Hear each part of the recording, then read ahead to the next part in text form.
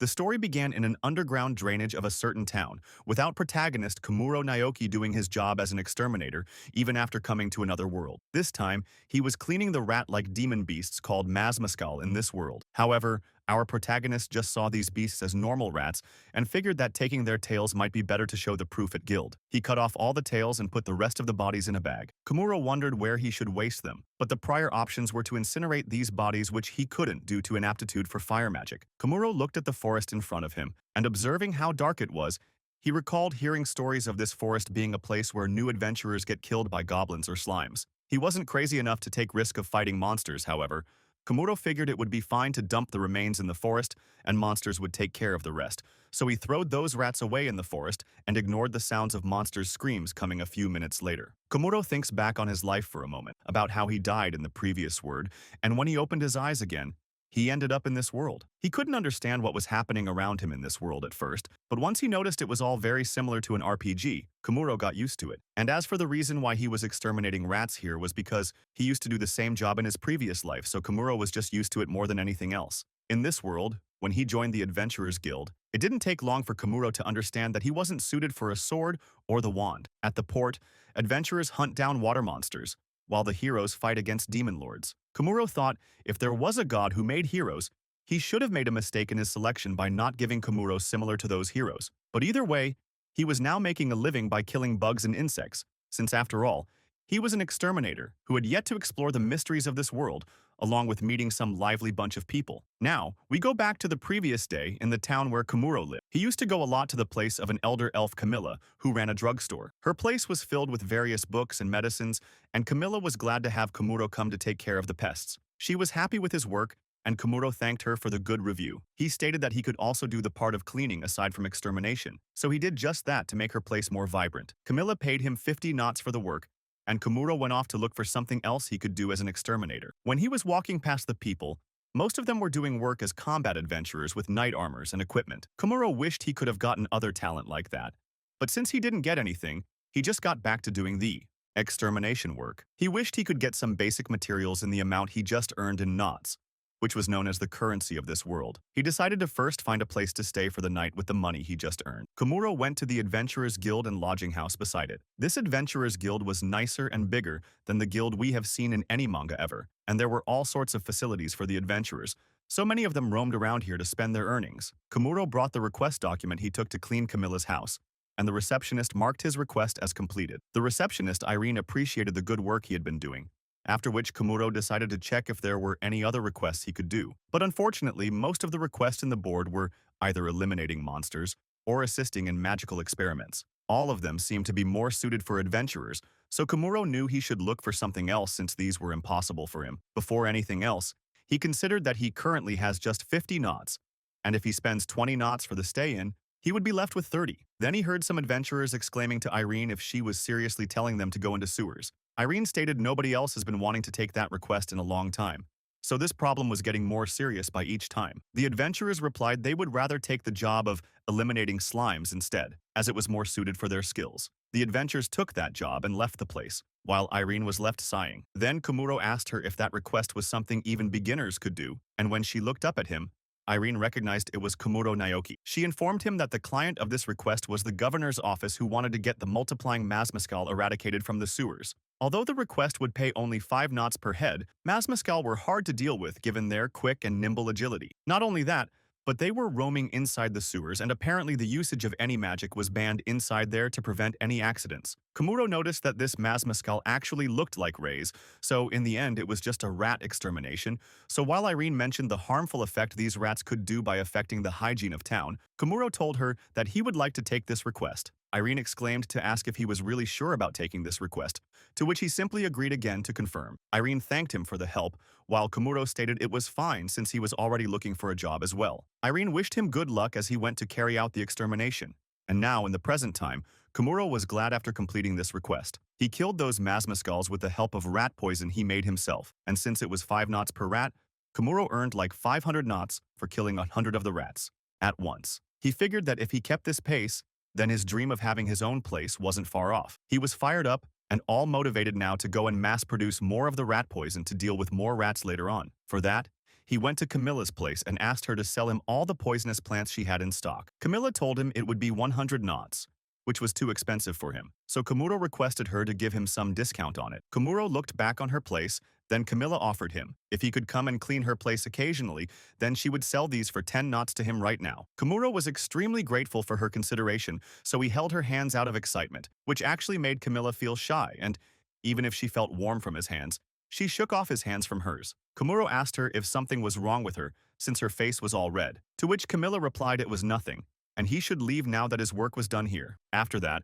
Kamuro paid her and got all the ingredients for making rat poison he needed. Next, he went to the market and bought some wheat flour and honey from the grocery store. On his way, Kamuro also happened to see a place which sold monsters' meat, so he asked the owner of the shop if he could give Kamuro some spoiled monsters' blood and fats. It was smelling real bad, which made it more suitable for Kamuro to choose it for the task as well. But when he went back to the guild, all the people were disgusted by the smell so much that they couldn't stop yelling from taking in the stinking smell of the whole place. People asked him to just get out of here because the thing he was holding smelled really terrible. Kamuro reasoned that he needed it to make something for the job, so he decided to do it here since he doesn't have a house. Irene exclaimed he should just take it somewhere else. Then, when he asked if he could do it at the lodging, Irene told him that the stench of this thing would stick to the walls. Kamuro asked her what was the big deal if he did it anyway, because, according to him, this was just a fantasy world, so nothing happening here was serious. Irene shouted she had no idea what he was saying, then she told him to just do it on the backside of the guild. Kamuro went there like she told him to, and so he placed all the ingredients from poison plants to water, honey, and monster blood. He started doing his work by making rat poison from his plan. First, he started kneading dough from the wheat and mixed some water and honey to it. After that, he chopped the poisonous plants with a knife and kneaded them into the dough. Then he broke off the chunks from the dough into a dango and coated them in the monster blood and fats. After that, he sniffed the dango, and they smelled quite good according to him, while no other human would ever dare to come close to it. Komuro's special-made rat poison was now complete, and it came out just like he expected. He knew it looked delicious, but still, if anyone ate it, they would die. So he decided to mark it with a skull and crossbones to avoid any accidents from happening. Komuro's plan was now at the stage of execution, as he went to those sewers and first looked at the map to get a better idea of where to set the bait, and followed the plan. He placed the poison bait all around the place, and once he was done setting it up, Kamuro went to a random place and slept outside because he didn't have any money on him after spending it all for making the rat poison. After spending the night sleeping outside, he woke up in the morning and quickly set out for work. When Kamuro went there, he was shocked by the sight of hundreds of masmascal rats lying dead all over the place. His bait seemed to have worked perfectly, which made him happy, and now all he had to do was to clean them up. He kept repeating the process of collecting the rats, cutting their tails, and lastly throwing them off into the forest. After that, he went back to the guild to collect his reward, and there, he got a bag full of many knots filled in as the reward. Irene was glad this request was being done at this fast pace, and Kamuro would again go back to the sewer to clean the rest of the areas as well. Next day, he came back again to see the same sight of many rats lying dead there on the ground, and Kamuro repeated this process multiple times than previously, and managed to kill quite a lot of rats. He could have kept repeating this process, but Irene told him to just stop, and asked what the heck was he doing, which made even the office call her. Kamuro stated he was just trying to finish his task before deadline. Irene stated that neither she nor the office expected there to be this many masmascals, because of which their expenses seemed to be on short for the reward. At this rate, she figured they might go bankrupt. She asked just how many rats he had killed up until now, to which he replied that he stopped counting after crossing 1,000. Irene was shocked by the number of payments he must be getting for all of that, while Kamuro stated he was just doing his work normally. Irene wondered just how normal this was for him, and Kamuro decided to stop by the office before washing the sewers. Then suddenly, Irene got startled by the loud sound of the guild door breaking down, which was actually done by Kamuro. He caught everyone's attention, since the gate of the guild was too big to be broken by just a newbie. Irene felt like she might know what was happening, so she asked Kamuro to show her the adventurer's card. Kamuro doesn't really pay that much attention to his card, so Irene had to remind him it was the card he received when he first joined the guild. Kamuro took out the card and handed it over to Irene, and she was shocked after seeing her expectations come true. She explained to Kamuro that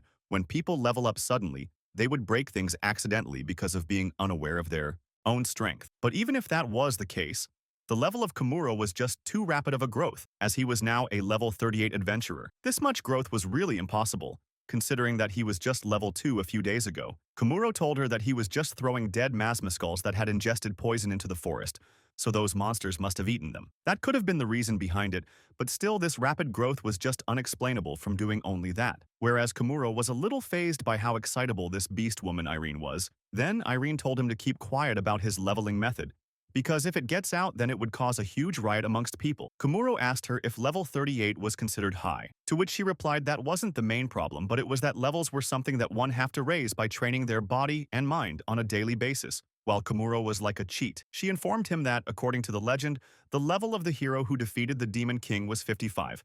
So it means that Kamuro's level was reaching that level pretty ridiculously. Kamuro expressed his surprise to know there were levels as well, which made it look more like an RPG to him. Irene thought he wasn't getting the point she was telling at all, but as for him, even if she said that his level was pretty special, he didn't feel anything odd after it. He stated he would continue his work now at his own pace, and hearing that Irene kept looking at how strange a personality he had, later on, Kamuro went to Camilla's place to ask her something, but there was a young, beautiful elf there. She got a little bit startled to see someone come while she was in her young form. Now, a recall on Kamuro's life here.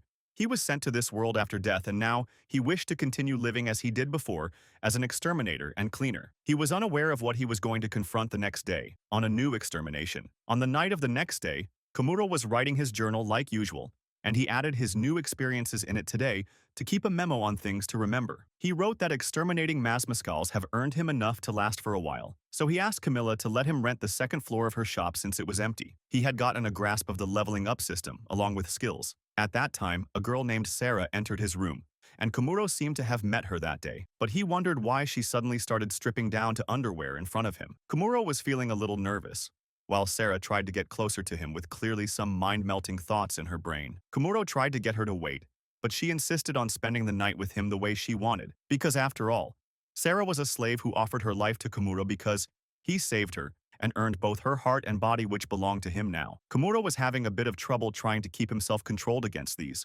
heavenly proportions. And just to top it off, Sarah told him to use her as he likes. Kamuro exclaimed out of nervousness if she was serious about it, to which Sarah decided to prove it through her actions. Kamuro felt like there were still things out there in this world he was unaware of, and thought that Sarah might be doing this because she was a slave. He could see in her eyes that she had no problems in doing this.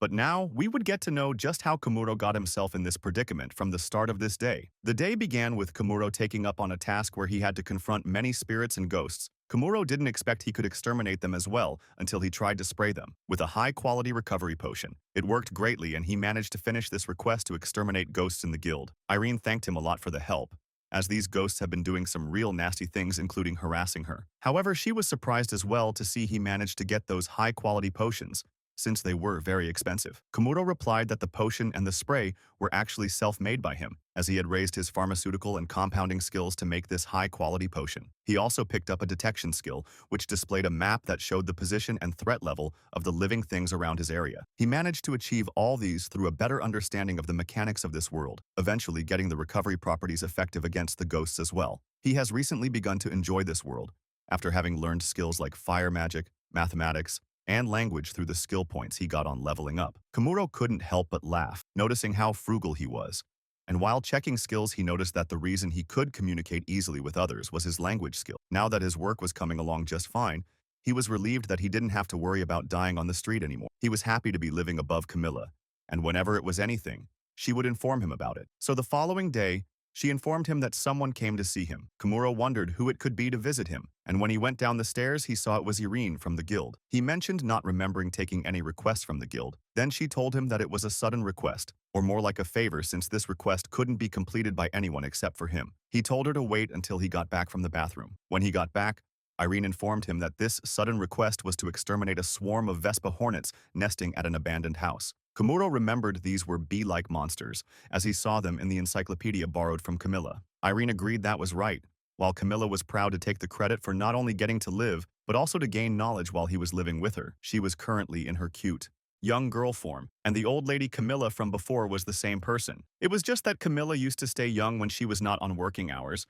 and when she runs the store she changes to old lady form, all because she believed that an old lady selling medicine would be more effective for sales. He couldn't stop laughing when he heard that. Now, keeping that aside, Irene asked Kamuro if he would accept this request. He asked why he was chosen for it, since he didn't want to be mistaken as a handyman because he also valued his life more instead of just throwing it away in dangerous things. Camilla told him that Vespa Hornets were usually dealt by B-rank parties and above, but currently they had only C-rank adventurers in town right now. So she was told by her superiors to ask him, since despite him being a G rank, he had a high level. Kamuro thought this was surely a low act from the guild, but since it was the first time he heard something like this, he decided to consider it. He asked Irene if she was aware that Vespa Hornets were very poisonous, and unlike Masma Skulls, he couldn't simply just accept it. So he tried to decline this request with a sorry. But when Irene made a sad face like a puppy, Kamuro couldn't help but give in, and told Irene to pass one statement to her superiors, that sending her over to get him to accept the sudden request was unfair. She asked him what that exactly meant. Then he shifted to ask Camilla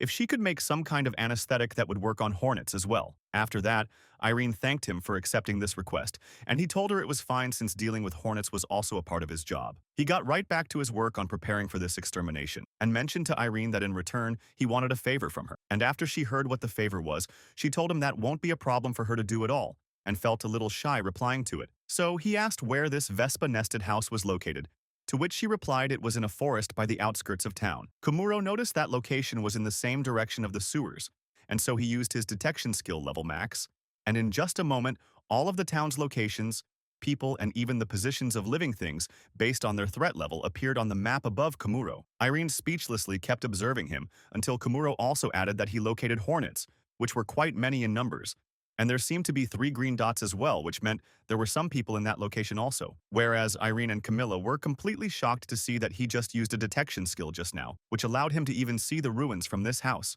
He stated it was only positions and number of living things. Then Camilla shouted that even if she lived for 800 years, not even her skills were of that high level, demonstrating that she was a shut-in researcher who hadn't raised her levels. Now, after some time, Kamuro arrived at the destination where the Vespa Hornets were located. He didn't expect this Vespa Hornets nest to be as giant as a 3-story building. He wondered how he should deal with this, and assumed from the nest size that hornets themselves must be around the size of a large dog itself. After that, he went close to the nest and checked the map of the place with the white of hornets and green dots of people around. He thought if those people were here, they might know of a way to deal with the hornets, and thus, he decided to first proceed through the back of the building. From there, he slowly checked the surroundings before entering the place. There, he came across a basement, and when he looked straight up the stairs, he saw it lead to a dark place inside the building. Once he arrived there, he was called out by a man lying down there with a knife and seeming to be relaxed. He said something about switching the shifts, thinking that it was one of his accomplices. But when he was greeted by Kamuro, the guy shouted, "Who the hell was he?" Kamuro wondered why a place like this prison was down here. Then he told the guy that he wasn't anyone suspicious, and the purpose of him coming here was to exterminate the hornets. So he wanted to ask him if he knew a good method to go about doing that. The guy exclaimed everything about Kamuro was suspicious, and now that he had seen his face, he couldn't let Kamuro leave alive from here as he charged at Kamuro with his knife. Kamuro tried to get the guy to stop by words, but the guy already hit Kamuro with his knife trying to stab him. But to his surprise, the knife itself broke down, leaving the guy shocked to his bones. He ran away from there, stating that he wasn't getting paid enough to deal with someone this strong, and Kamuro tried to warn the guy that he was too loud. The guy got to see the reason behind Kamuro's warning when he saw that Vespa Hornets showed up right in front of him. The Hornets pierced the guy's whole body with their thorns, to the point his body parts fell apart. Kamuro noticed that one of the green dots from his detection map vanished. Kamuro knew this was bound to happen, since the hornets were really aggressive and very protective of their territory. They were carnivores that prey on other insects, and at times pack them into a sphere to bring it back to feed their young ones and multiply. Kamuro then used his fire skill to light up this dark room, and that was when he saw an old beastman and a young girl sitting there inside the prison. He figured that he might be able to unlock this prison door's hinge, and so he managed to enter the prison. The prisoners were sitting there with their heads low, and Kamuro assessed that even if these two saw that the prison's door was open, they didn't try to leave. The elderly beastman muttered that he thought they were abandoned already, while the other young girl said sadly, they don't have any families and have been discarded, Kamuro recalled. Hearing from Irene that slave traders did exist, and so did the presence of other races, the elderly beastman Balzac told Kamuro that he didn't know who he was, but he wanted him to at least take the young girl if not him, because her previous owner exploited her a lot due to her special talents, since she was from the Gecko tribe. Not only that, but that rotten guy even casted a petrification spell on her once he was finished with her. And the young girl said she wanted to be left behind, whereas Kamuro just wanted his job here, so he told them that he couldn't leave them here, and asked them to come out. The young girl shouted out of nowhere to warn Kamuro not to touch her, and he kept his hand away from her. Kamuro could understand she might have her reasons and insecurities, while Kamuro exclaimed that the people who locked them here were also nice at first, until they showed their true colors. Kamuro was too innocent to be trapped away by their fake intentions, because of which she refused to believe any humans, thinking that all humans would only betray them in the end. Kamuro could understand she must be really hurt, so he decided to do what he could, and thus, he took out his healing potion and sprayed it on her. The girl shouted at him not to come any closer to her because she was terrified that he might also cast some spell on her. Kamuro told her not to worry, and this wasn't something harmful. Kamuro didn't want him to come closer, but since she was a slave, she didn't have much courage to oppose. Kamuro went and sprayed the healing potion on her, and noticed that even a high-quality healing potion didn't have any effect on her. The girl got sadder. Then Kamuro mentioned that he remembered reading a way to treat her petrification in an encyclopedia, but his friend might know more about it. The old beastman Balzac asked him if he really thought it could be treated, to which Kamuro said he shouldn't get his hopes up yet. And besides that, he told them that they at least have a reason to leave now. Balzac went and made the girl understand that this human was offering to treat her, so maybe he was different from others. The girl agreed to follow that, and then the only problem was their shackles. Kamuro checked the chains and thought he might be able to deal with it if he just pulled it off a little. And just like that, the chain broke down with his bare hands, leaving Balzac and the girl shocked by his raw strength. Kamuro cleaned his hands by clapping them, and then he informed the two that they should leave now and also to remain quiet and slow while doing that because of Vespa hornets. He guided them the way to the outside, and once those two got out, the girl covered her eyes with hands because of the bright sunlight they hadn't seen in a long time. Once she looked around her, she was amazed by the sight of the free sky, the bright sunlight, and the gentle breeze. She started crying from freedom, as if she thought she was going to die in that abandoned life. After that, Kamuro told them that they don't have to worry about hornets this far, and now he would be taking his leave and going back there. Balzac wondered why he was returning back to the mansion. Meanwhile, Kamuro entered the house again, and this time he saw a pot lying there. He went and picked it up, then used his cleanup skill to not only wipe the dust but also turn it into a completely new state. He kept the pot inside his bag and took out his chalk to draw a magic circle on the ground. Kamuro created the magic circle to generate heat with the help of symbology, which meant the way to make a circle produce different effects. The circle he made went well, and now that his induction heater was complete, he got to the main part of the plan, to make a bait for hornets. The ingredients he chose were honey and water. He brought along with the anesthetics from Camilla. He poured the water into the pot and heated it using a magic circle, and then mixed it with anesthetic and honey. After that, he put the lid over it while it boiled and reduced it. The hornets often used to take over the bee's nest to get their honey, so it was his main ingredient to use as bait. So Kamuro opened the lid of the pot once it was done, and after a few hours many bees fell down from that solution. The anesthetic seemed to have worked effectively, and just when Kamuro felt happy about it, the other two slaves came from behind him and mentioned what he was doing seemed pretty amazing. Kamuro got startled and asked why they were here, but since he didn't have much time right now, he went with his brush to the 8 hornets he managed to paralyze. Kamuro painted the same magic circle on the bellies of those hornets, and this time, he increased the strength of flame it would produce. Balzac from behind recognized Kamuro was using symbology, which was a high-tier skill after alchemy and alchemy. After some minutes passed, the hornets which were paralyzed got back to normal and they returned to their nest, while Kamuro hid himself and waited until those hornets entered their nest. After that, he quickly went outside and got away from this nest as soon as possible, while the slaves were still following him. Kamuro told them that he would be fine and go back home after doing this one last thing, muttering to generate heat, to activate those magic circles, and in the next moment, Balzac and the girl realized that the hornet's nest instantly blew up into a huge blast. All the hornets were blasted into pieces, which kind of made even Kamuro surprised because, according to him, he just increased the firepower slightly, but it was clearly too much as anyone could see. Balzac asked him what exactly he was, and Kamuro thought it would be better to introduce himself. So, he introduced himself as a professional exterminator, and right after it, he set to take his leave since his work was already done. But the moment he started walking, the other two slaves followed behind him. Kamuro asked them why they were following him, to which Balzac replied that the slaves who don't belong to anyone become the property of the next person who finds them. So that means, from now on, they belonged to Kamuro. So that was how that night, Sarah ended up in Kamuro's bed, trying to do some things as a slave but on her free will. He told her that he was good, and if he did it with a girl he didn't even fancy, it would only end up making him feel empty inside. Kamuro stated he wasn't refusing because she wasn't pretty or unattractive, and if it happens again he might just give in next time, but for now he didn't want to do it with her. She felt like Kamuro was surely a strange one, but either way, she liked how thoughtful he was. Kamuro told him to get used to this because that was just how he was, and she tried to give feints of seductiveness till the end, until he ordered her to sleep. Later that night, Kamuro was still awake while Sarah was sleeping. He wondered if doing close stuff was pretty normal in this world after all. And if that was the case, he never knows when something might happen,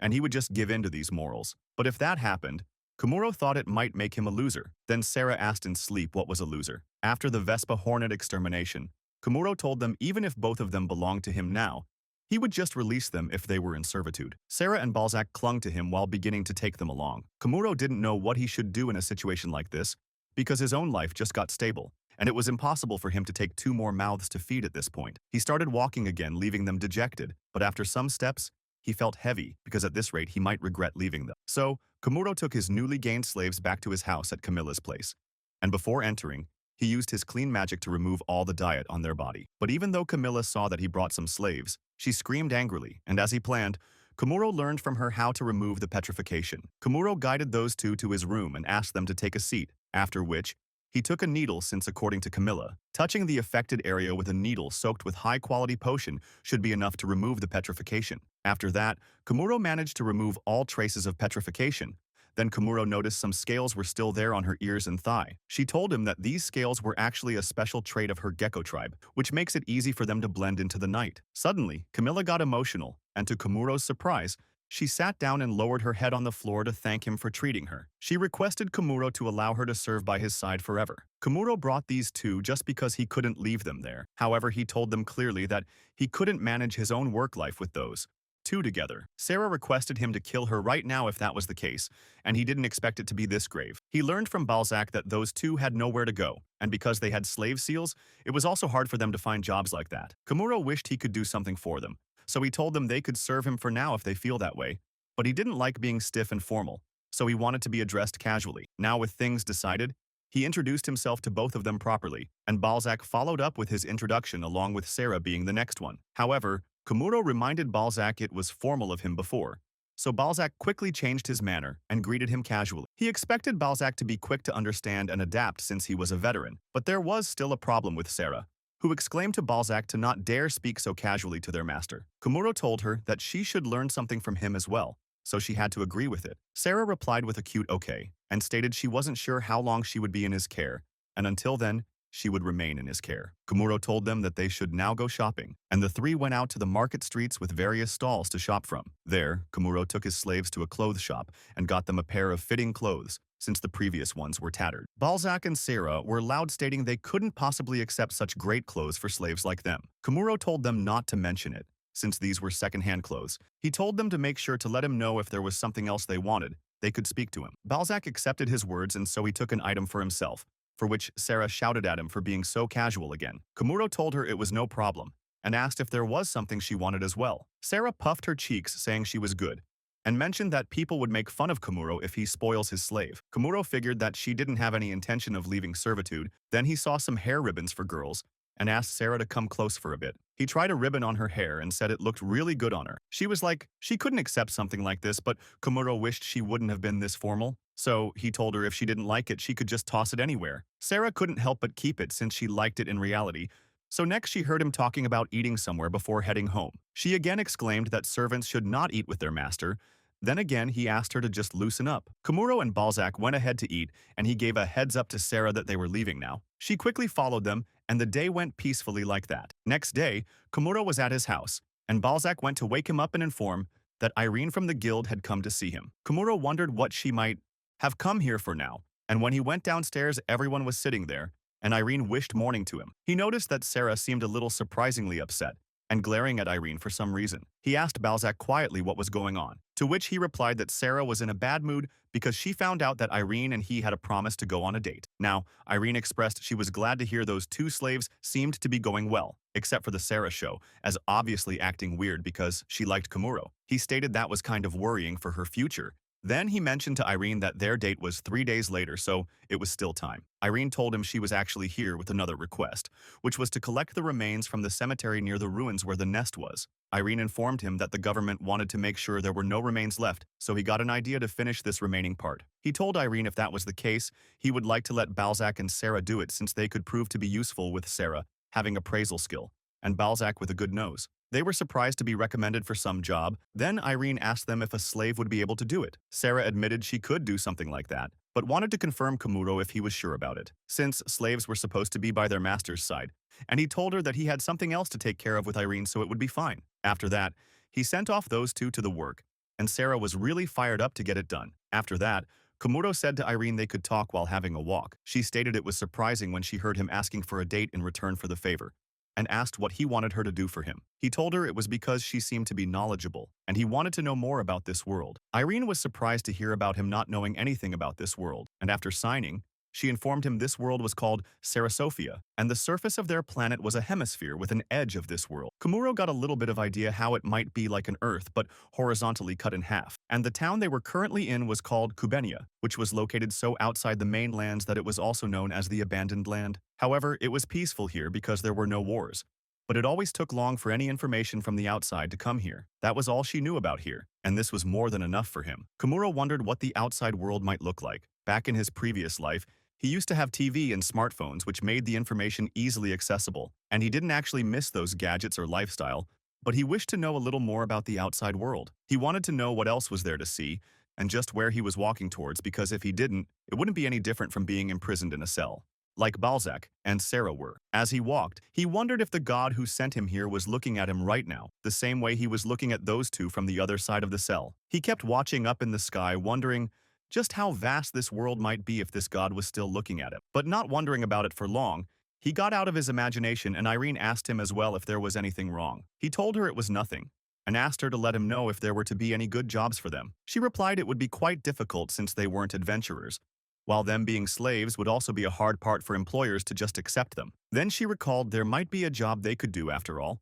Once Kamuro got back home, he was welcomed by Sarah and Camilla, and for some reason she was holding a towel in her hands. When he asked her about it, she reminded him that they actually had plans for going to bathe together. They set out for the public bathhouse together, and then Sarah showed her the way to the bathhouse. Kamuro was surprised to see that she seemed to be more knowledgeable about the town now, to which she replied she did research on the town so that she could be of use to Kamuro. Once he arrived there, he saw that the public bath had a long chimney and guessed it must have been made with magic. Sarah informed him that this place was built by someone 2,000 years ago, and that person was said to be another worlder. Kamuro was caught off guard by hearing something unexpected like this. Then he asked out of curiosity about more details on this other worlder. Sarah replied nothing much was known about him aside from his name. Kamuro tried to imagine how it would have been, and thought that it must have been an ordinary guy like him who got reincarnated here. These things stayed on his mind for a while, and later in the bath, he had an idle chat with Balzac while soaking in the bath. Sarah was washing her body in another side of the bath, while on the men's side, Kamuro wished he could meet others. The thought of meeting others made him feel a strange kind of warmth, which he didn't get even from the hot bath. Next day, Balzac and Kamuro were on their way through the forest by the outskirts, and Balzac was helping out fighting the monsters they would come across. Kamuro was impressed to see Balzac was pretty good at combat, so he had increased the strength of his sword with symbology. Balzac was himself surprised as well to have a blade this strong, which actually used to be not that sharp since it was bought at bargain. So it was mainly strengthened by Kamuro, and he asked Balzac if he wanted it even stronger he could make it. Balzac said this much was polite, and any stronger than thigh might turn this sword into an artifact-level equipment. Balzac was thankful and sorry for making a sudden request like this. Kamuro said it was fine, and instead, this was the right timing for this. Kamuro had actually made a big decision some time ago, and other than that, Balzac never thought that a slave like him could have gotten a job as a gravekeeper, and it was all thanks to Kamuro for recommending him to the guild. Kamuro stated he was told by Irene that the previous gravekeeper was killed by Vespa hornets. Balzac asked him if he had spoken to Sarah about the decision Kamuro made, but he was waiting for the right time to do so, since she would create a scene if he told her right now. He smiled as he figured that Sarah must be working herself to the bone at the guild right at this moment. Sarah had actually joined the Adventurers Guild, and soon she was about to have her training begun. Kamuro had told her that she could learn a lot of things like aptitude here, which would be better for her sake. He told her that he himself had gone through this test, and learned that he wasn't suited for either sword nor wand. After hearing that, Sarah exclaimed that she would do her best through the training and become his sword in future. She was determined, which could be seen in her eyes, while Kamuro was happy about it, but a little concerned with the latter. Balzac told Kamuro that her affection towards him was beyond that of a normal master and servant, so if he were to discard her now, her distrust of people would worsen even more. Kamuro didn't want her to feel like that, but at the same time, he wanted to operate alone since it was easier. Balzac understood that Kamuro had already made up his mind, and it wasn't long until Sarah would give a troublesome expression to him. He told Balzac not to say something like that, and they progressed on their way. Afterwards, they worked on completing their request for exterminating goblins, which was actually the sudden request Balzac made because he wanted to work on a quest together with Kamuro. Kamuro informed him that once he completes a request, he should always take something as a proof, like for goblins. He could just take ears since they were convenient. After that, they filled the bags with goblin ears and returned to the guild. However, it was not so simple on Irene's end, because she was shocked after seeing overstuffed bags of goblin ears, making her worry about the guild's finances. She asked him just how many did he hunt down, to which he replied that he happened to find a lot of goblins inside a cave through his detection skill, so they ended up hunting around 636 goblins in total. Irene exclaimed, "Just 5 goblins was enough," heading towards which he asked her if there was any problem with hunting more. Irene stated that it was actually great that he defeated so many, but in exchange, the request had rewards based on how many goblins were defeated. And just like before, Kamuro understood that guilds don't have enough to pay that much. Kamuro thought about it a little, then he asked Irene for a favor, and once he was done telling her about it, Balzac informed him that Sarah had returned from her training. However, she was in a really exhausted state, seeming to have trained a lot more intensely than she expected. He told her to clean up with the health potions, and then the one who was training Sarah came to greet him. She was a beautiful woman in a night bikini armor. She introduced herself as Sarah's instructor, Ale, and was also called Guild's official trainer. Ale informed Kamuro that she observed Sarah had an excellent aptitude with magic, and if it was okay with Kamuro, she would be happy to write a recommendation letter for the capital's magic academy. Kamuro told Sarah this was a really amazing opportunity for her, but Sarah didn't seem to like hearing that, so she clearly declined from going there. Sarah wanted to remain Kamuro's slave, and a slave could only serve their master by their side. She also didn't think that a slave like her could go and study at the capital's magic academy. Ale confirmed to Kamuro that Sarah's talent was really notable, and it would be a waste for her talent to stagnate like this. Kamuro asked Sarah if she heard it herself, but she was crying and insisting on her own wish. She was selfish, wanting to always be with Kamuro, and not wanting to go to the capital no matter what. Ale thought she should give them some space, so she went back. Meanwhile, Kamuro decided to tell Kamuro now, since everyone was here, that he was thinking of leaving this town tomorrow, which was why this day would be his last day with all of them, including Sarah. He explained that he didn't know anything about this world, but after he talked to Irene and saw later on how happy Sarah was to explore just around the town, he started wanting to travel the world and see places out there. So, he told Sarah that if he were to take her along with him, she would be nothing but a burden. Sarah started crying after hearing that, but he couldn't deny his reasoning. So, Kamuro continued to tell her that he would have Balzac work as the gravekeeper for this town. Sarah was still fixated on tagging along with him, and resolved enough to tell him that if she were to die, he could just toss her behind. Kamuro didn't like hearing that, and how considerate she was of him. So much that if she were to become sick, she would keep it hidden from him, which was dangerous for both of them. Sarah still told him that places outside town might be dangerous for him, to which he replied that his level increased a bit so he would be okay. Irene was shocked after hearing this, since she knew his level was rather raised a bit too much. She remembered something and told him that he should try to increase his rank to F. Kamuro asked her right away how to increase his rank, which was a bit unexpected since Irene knew he wasn't interested in ranks after all. Kamuro replied when he sent Balzac and Sarah to the cemetery the other day. They were made fun of because of having a master with G rank. Sarah apologized to him for letting something like that happen. Then he asked if she shouldn't be the one apologizing. Now, Irene sighed and told him that this might be the last time she would be sending him off from this counter, but he must know that both she and the guild were thankful for all the work he had done until now. Kamuro felt happy to be thanked, and he was also grateful for everything Irene and the guild had done for him. After that, he went to the examiner, who turned out to be Ale as well. She introduced herself again to him as this exam's examiner, and Kamuro thanked her for it. Ale explained this exam's rules to him, that he had to use any means necessary to make her acknowledge him, and he would pass if he managed to do it. Other adventurers from the guild noticed that Ale was about to fight, so they were interested in watching the battle maniac Ale go all out. But to their surprise, her opponent turned out to be just a G rank. They called him a newbie with weird attire to mock him, and wished him to do his best. Kamuro figured that was fine since he liked this jumpsuit, but moving on to his examination, Ale mentioned she heard that he had no talent for the sword or magic, so she gave him a wooden sword same as the one she was using. Kamuro took the wooden sword and got ready to begin this battle. Others were also there to see the battle, and then Sarah cheered for Kamuro to do his best, but she cheered for the instructor as well to do her better. Ale was amused by Sarah's cheering, so he allowed him to make a move first. Kamuro knew he couldn't do his best because that might end up hurting Ale, whereas Ale thought he was not paying attention to her, so she charged at Kamuro to attack, but he blocked it with his wooden sword. Ale claimed that much wasn't enough to stop her, so next she stabbed his chest with her sword. However, Kamuro didn't feel anything at all, and seeing that it didn't hurt, he figured that his strength was working. Ale asked him what kind of magic he used, and got back to charge again for an even stronger attack. Ale suddenly disappeared from Kamuro's vision, to make her next move. Meanwhile, Sarah had started to hope instructor Ale would defeat Kamuro so that he would remain in this town, but she was aware that his chance of losing was impossible. She used her appraisal skill on Kamuro while he was about to be attacked by Ale. Kamuro wanted to hold back from hitting anyone because he wasn't suited for combat and might end up causing greater damage. But since he had no choice this time, he hit her with as little power as possible, but that was expected to be still much more powerful because right now,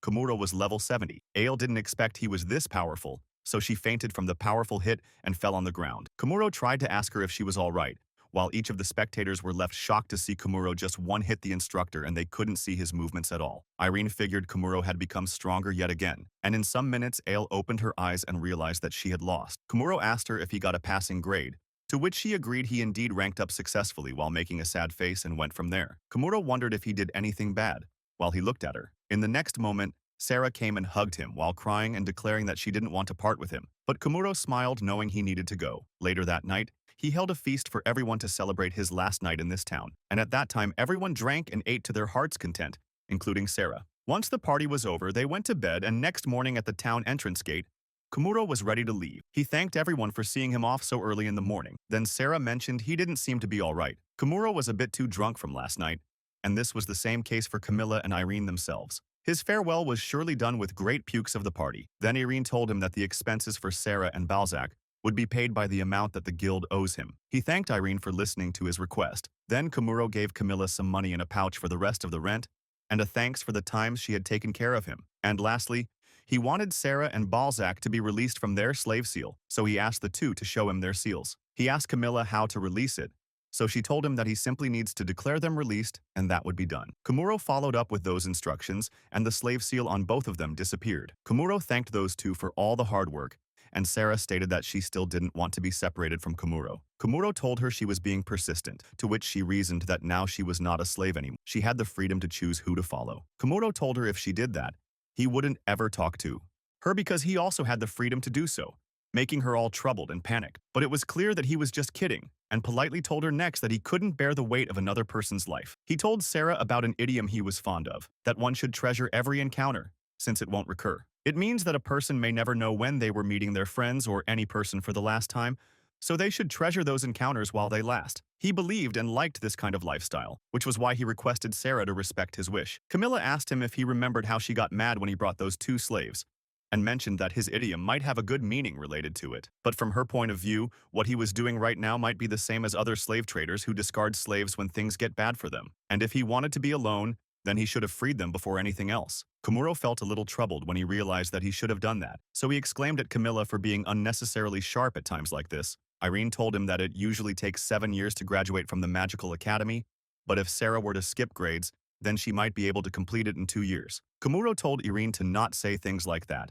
Then Sarah loudly announced that she would become stronger no matter what, and at that time she would join him. Kamuro figured he couldn't help it now, so he sighed, and then moved to do the thing he was going to do anyway, and gave both Sarah and Balzac a pouch. He informed them that it was a communication bag, with a magical circle embroidered in it. With that, they would be able to contact each other no matter the distance. He actually made these for times of emergency. Then Sarah got emotional and said she would contact him every 5 minutes, but he instantly declined that it would be annoying. Kamuro told her if she misused it, he would take it back. Now everything was done for the farewell, so he went a little further and said goodbye to everyone. It wasn't easy for others to exactly say goodbye to him, but it was something they couldn't help, so they sent him off with smiles and cheerfulness. Once Kamuro started walking, he didn't stop until he got a call from his communication bag, which was obviously the doing of Sarah. Kamuro eventually walked and crossed some distance until he got further away from the place. He never once looked back once he started, and just proceeded straight on his path. There were times he would get approached by the passing merchant carriages for helping him travel, but he refused then, since he liked walking more. He preferred a solo journey at his own pace, and something like that was pretty good according to him. But on his way,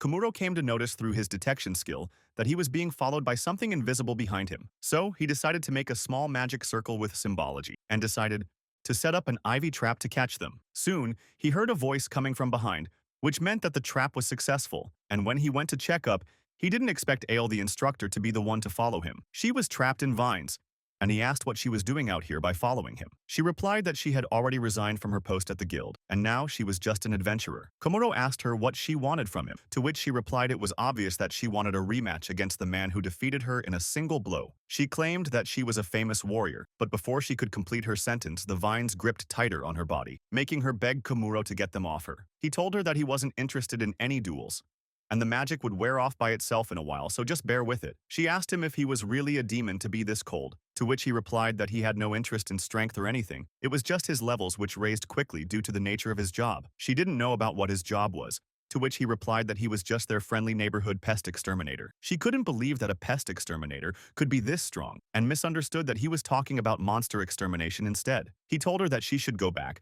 but Ale didn't want to be a useless instructor anymore, when she could be chasing something she was curious about now. After that, she came to know that Kamuro's current destination was the neighboring town of Oslo, and offered to show him the way there as his uninvited comrade. He asked her again just why she was following someone like him, and even going so far as to resign from the guild. Ale claimed that she was really famous around these parts, and so that was why she couldn't accept being defeated by him. He understood that she was surely a battle maniac, and then she asked him how he managed to remain unharmed by her attack back then. Kamuro replied that he just embroidered a magic circle on his clothes to increase their strength and defense, since he didn't want his clothes to be damaged. Ale was surprised to see he could use something so tough as symbology, which pretty much made sense behind his strength. Ale didn't seem to want to leave even after knowing that, and when he asked her to, she got really desperate to stay with him. She told him that she could fight monsters in their way to help him. Then he reminded her how she would help if she was weaker than him, after which she claimed to be good at dissecting monsters and using their meat to cook something for him. But Kamuro said he could do that by just buying it once he reached the town.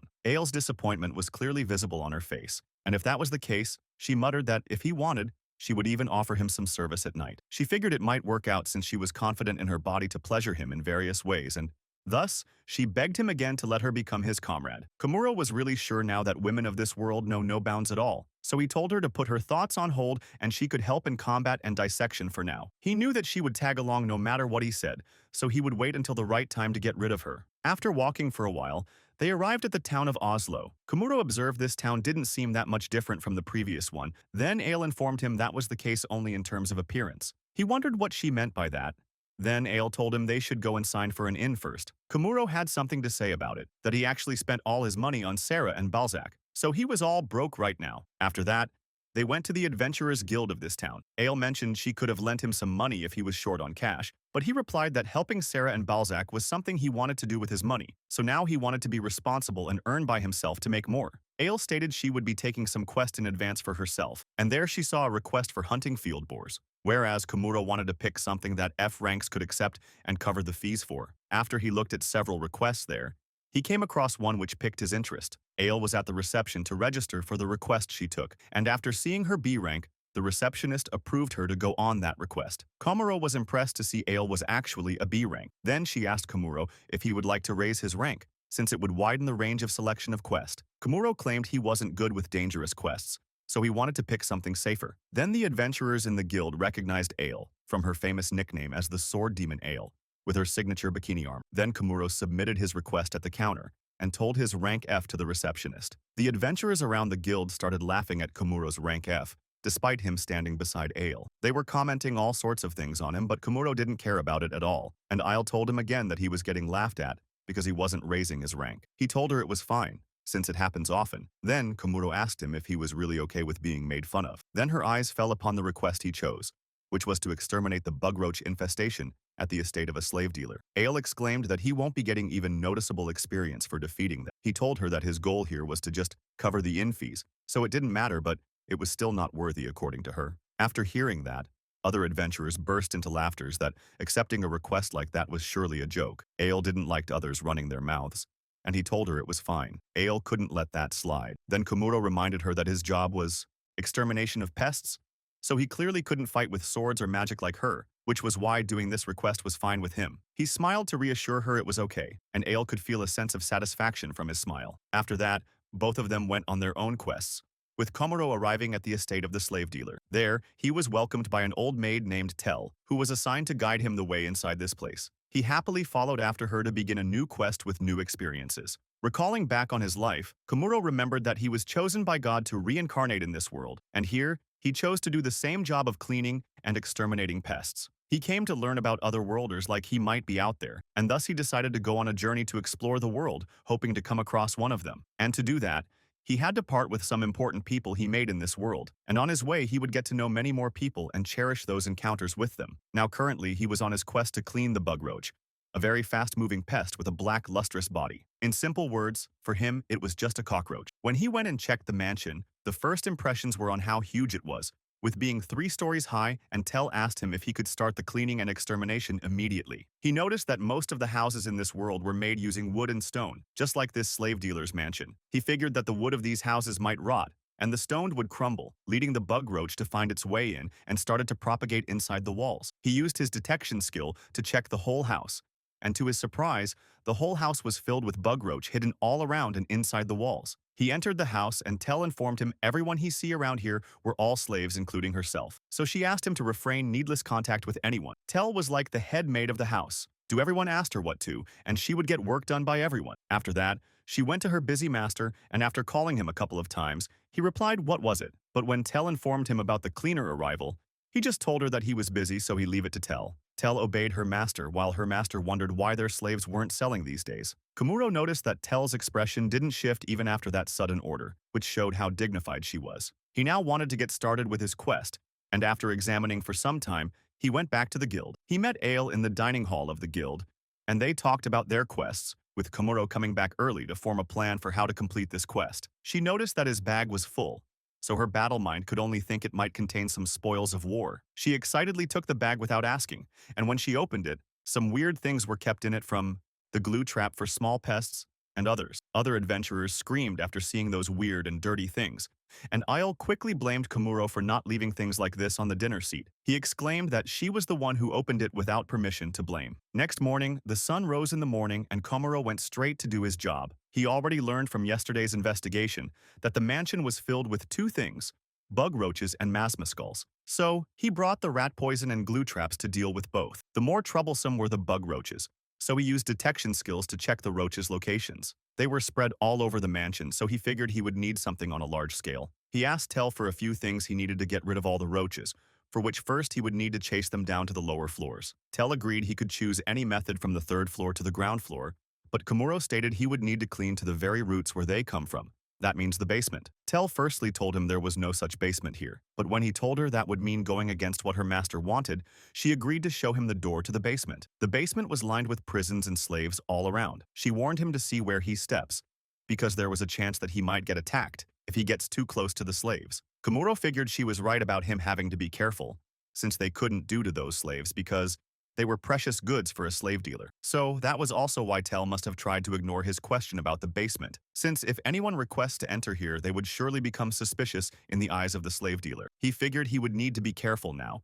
After that, they went all the way to the lowest room where the stench of sweat, odor, and excrement was in the air, which were all the sure places where roaches gather. He saw there was only one prison which was completely enclosed. He asked Tell if he could use that room, to which she didn't mind, but warned him firsthand that the slave inside there was from the wolf tribe with a terrible temper. Kamuro figured he would be okay, so he entered the prison, and in the darkness, that wolfman slave got enraged at whoever entered. Tell stated if he needed the room for a minute, then he would need to do something about that slave. The wolfman attacked Kamuro, just like she warned him before, but to her surprise, Kamuro just shook him off with his hand and used a little fire magic to calm that slave. Kamuro told Tell that he would give that wolfman a healing potion later on, but for now, he wouldn't have him leave the room. Next, he asked Tell if she had done what he asked of her before, to which she agreed it was all done like he asked, according to which every door and window would be closed for next few hours, and those who were cooking at that time were to leave while turning off all the stoves. She asked him if this would really help the extermination process, but he just asked next step if he could remove the slaves from here, but that couldn't be done. So Kamuro had to do his thing as of this. Then he looked at her,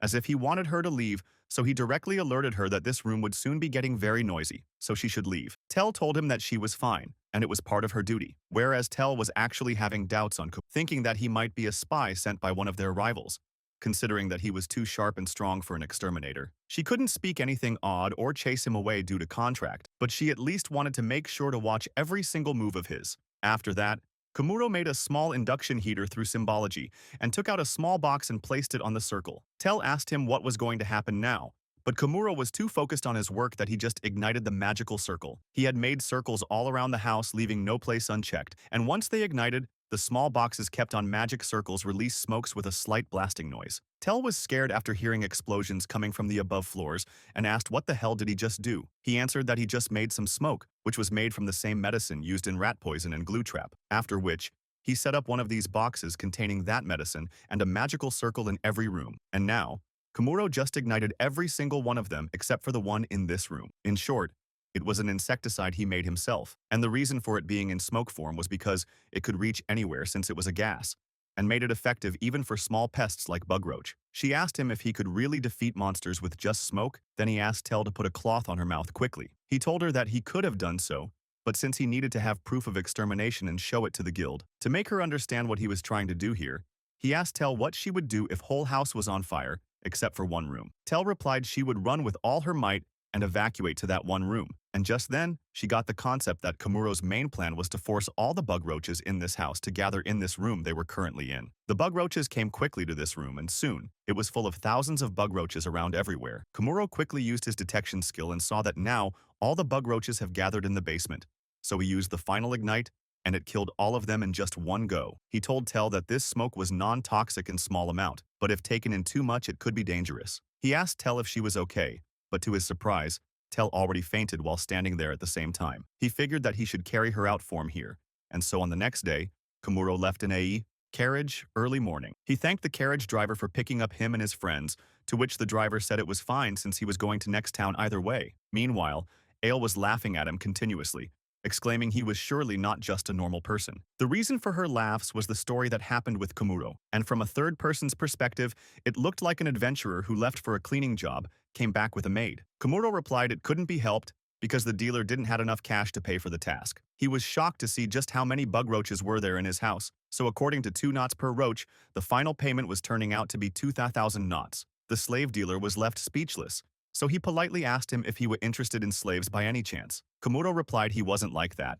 Then Tell stepped ahead and requested Kamuro to buy her. Kamuro was a bit surprised when Tell offered herself like that, and that was how he ended up in current situation. He heard from Tell that she had spent a large part of her life working as a maid in that mansion, so her experience was said to be at a decent level, which might prove to be helpful for him. Tell thanked him for buying her, even if her body could no longer provide some physical services. He told her that her former master didn't want that issue to damage his reputation, so that guy was basically forcing her on Kamuro. Then Isle introduced herself to Tell as his companion, but Kamuro denied that she wasn't his companion, which Isle burst into tears. She asked him if she wasn't good enough for him, and he asked her to keep her distance.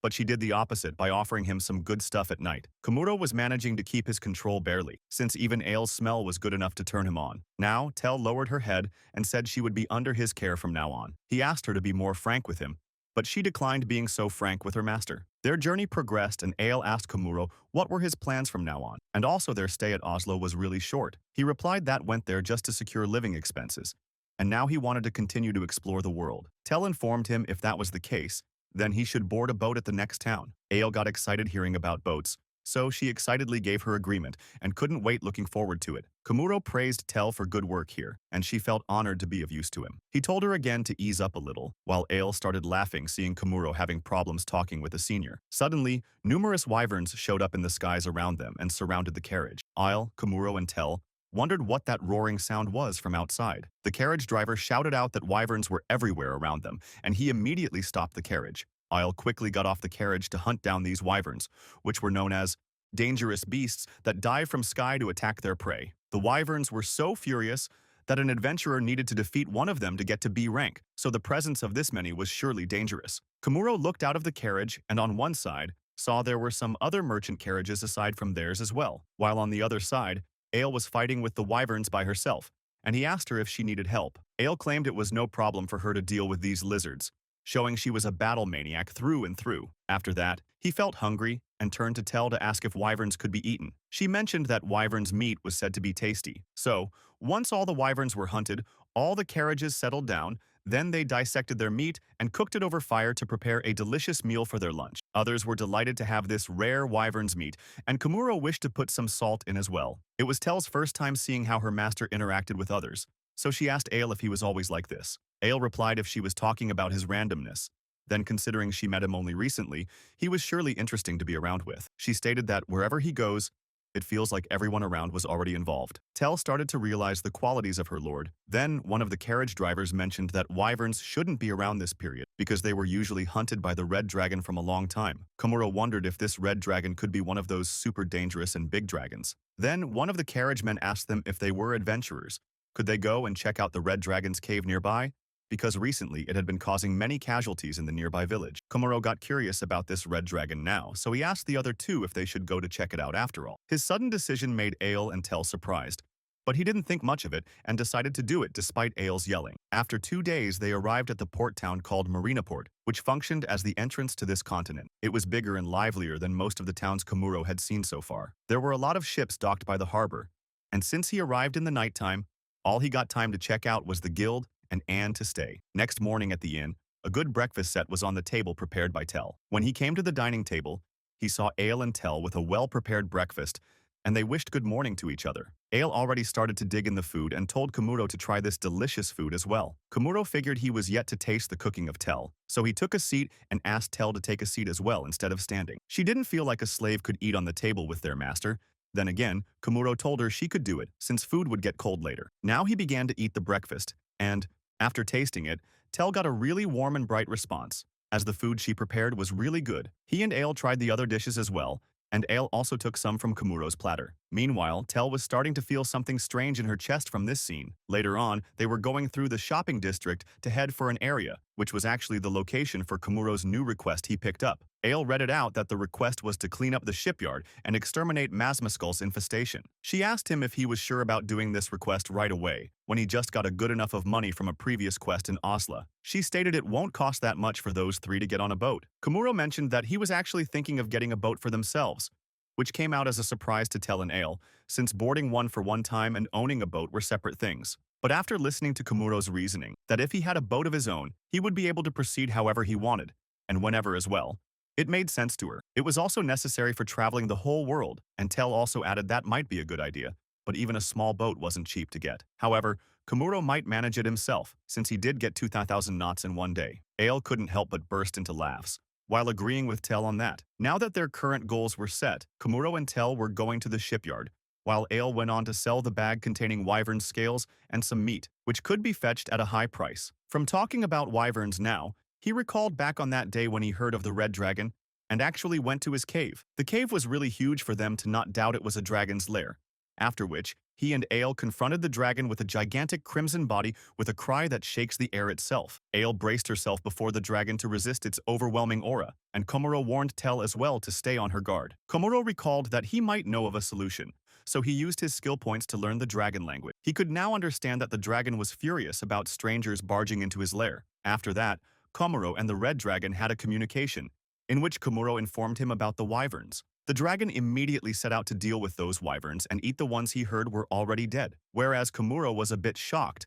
that the dragon was just an introvert who went outside only to eat. Once the red dragon was done, he gave Kamuro one of his scales as a token of his appreciation, but after seeing it go back to slumber, Kamuro had this idea and understood that he should be careful about many kinds of monsters, which could be helpful in future. Now he was on the way to the shipyard for his quest, and on the way, he made sure to take care of elderly Tell walking and climbing downstairs. They kept walking the pathway beside the shore, as Kamuro seemed to like the good weather and sky out there. But as for Tell, she felt that strange feeling again and started wondering about it. Soon, they reached the shipyard, and Kamuro informed the gate people that he was here to clean and exterminate the guild. They welcomed him inside, and the owner of the shipyard, Borik, gave a warm greeting to them while mentioning that finally they were here. He offered to show them around, and Kamuro felt that Borik was quite hasty with the cleaning. Borik mentioned that they were currently in the middle of building a ship right now, and the size of the ship was really huge, which was surprising to Kamuro, who was planning on getting a small boat. The workers stated that Borik had worked really hard in his lifetime to build this shipyard,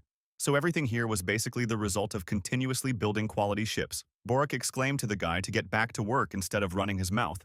Then he told them that he would inform them about the request in his office. Once they entered the office, Kamuro understood why Borik was in so much hurry, because the whole office of his was looking more like a broken-down storage house which functioned for years without once cleaning. Borik got busy the moment he went into the office, and asked them to give him a moment. Tell mentioned this job might be a tedious one. Then, by mistake, her hand touched a cup and it started to fall down. Tell couldn't react quickly to that cup falling down, but fortunately Kamuro caught it and saved it from breaking. Tell tried to thank him for helping fix her mess, but suddenly Borak shouted at them to be very careful here, because everything present in this room was important. Kamuro apologized to Borak and said he would be more careful. Then Borak realized he was a bit too loud before, so he quickly apologized as well for raising his voice. Borak told them that they sometimes become irritable while working, and said that the reason why this room was so messy was because they had only guys working around here, and having so many guys who are passionate about boats didn't exactly mean they would be good in things like housekeeping, which was why he had to make a request to the guild. But before Kamuro arrived,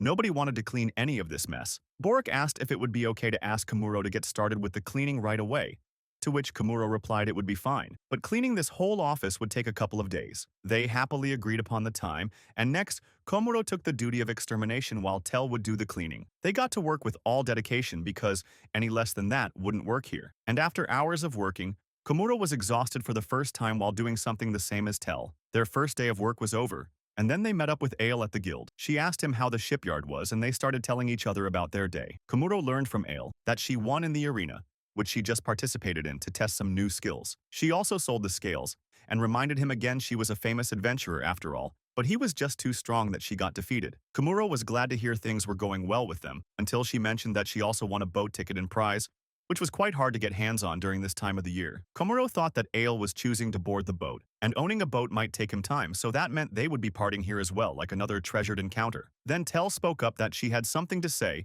and she seemed to be worried about something. Kamuro wondered what it might be. Then, suddenly, Tell lowered her head and apologized for causing him shame during the afternoon. She reasoned that a slave shouldn't cause their master to apologize, and thus, she was ready for any punishment for her mess. Kamuro felt it was unnecessary, so he told her that if she had something to say, then she should do so whenever she wished, without paying any heed to her status. But Tell reasoned that his reputation might be damaged if she did that, or it may also cause the client to withdraw the request. He assured her that won't be a problem even so, and she doesn't need to work that hard if she feels like that. He said sorry instead, if she ended up underperforming because she was enduring this. Ale knew this was just like him. Then he stated to Tell that she should say something if that would help them work better, without holding back. Tell was now sure that Kamuro was actually treating her like an equal. It made her feel that strange feeling again. Kamuro added that today, their client Borak apologized immediately afterwards, so it meant that he was not a bad person. Ale said she would also help out tomorrow. Next day, those three went to the shipyard, and this time, the workers of that place, including Borak,